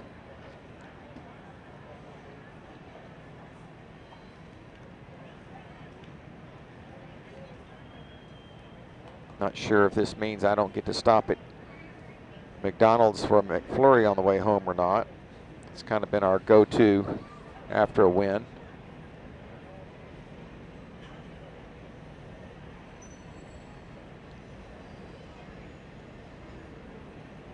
And I would give you everybody's stats for tonight, but because I was rebuilding this set, I don't have the last 2 innings. And keep in mind, Cade has a torn quad, so the speed in which he can return to the booth to give us an update on when and where game 3 is does have its difficulties. Waiting for him to turn the corner here. He's got to be getting close. Thanks to everybody that had called in and texted in. And there he is, the man himself. And everybody's waiting with bated breath here. Okay. Hold on, there's a lot of stairs there. Elevator was occupied, so. All right, so here's the deal. Game is to be at 7:30 p.m. Saturday at Cy Falls High School in Cypress, and the Cougars have won the toss and will be the home team. So 7:30 Saturday night at Cy Falls High School, Friendswood visitor, and College Station Cougars home team. I will say that calling flips has not been Friendswood's forte any year. It's just one of those things. I know Charlie Taylor hardly ever won a flip. And hopefully it won't matter. And again, I do not know who's starting for Friendswood. My best guess would be Case Meyer. Yeah, so a little update on the pitch count. Got some information from Mr. Rob Wilcott, I used to coach with, and when I mentioned earlier I didn't have it by memory, he looked it up for us, and based on today's game and the pitch count rules, anyone who is under 46 pitches can still throw on Saturday. So that takes out Bendrup. He threw 76. Brodus ended up with 56, so he's out. So they've got Childress. Pretty much for us, Colin Winfield, Caleb Belts, Easton Toomas, I mean, they're all still in play. Birch is obviously out with 53. What about Pacheco? So, yeah, Pacheco's still available, only through 18. Don't think we'll see that. Trying to look back here at the other night's pitch count. From Rogers was 92 and Case Meyer was 28. So probably going to see Case Meyer, if I had to guess. That was my concern. You know, what was he as far as numbers go? Yeah, he was only at 28 pitches, which requires zero days rest. So he was actually available tonight. So didn't use him. He should be good to go.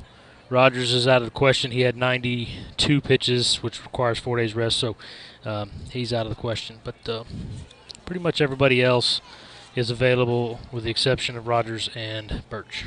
All right, so there it is.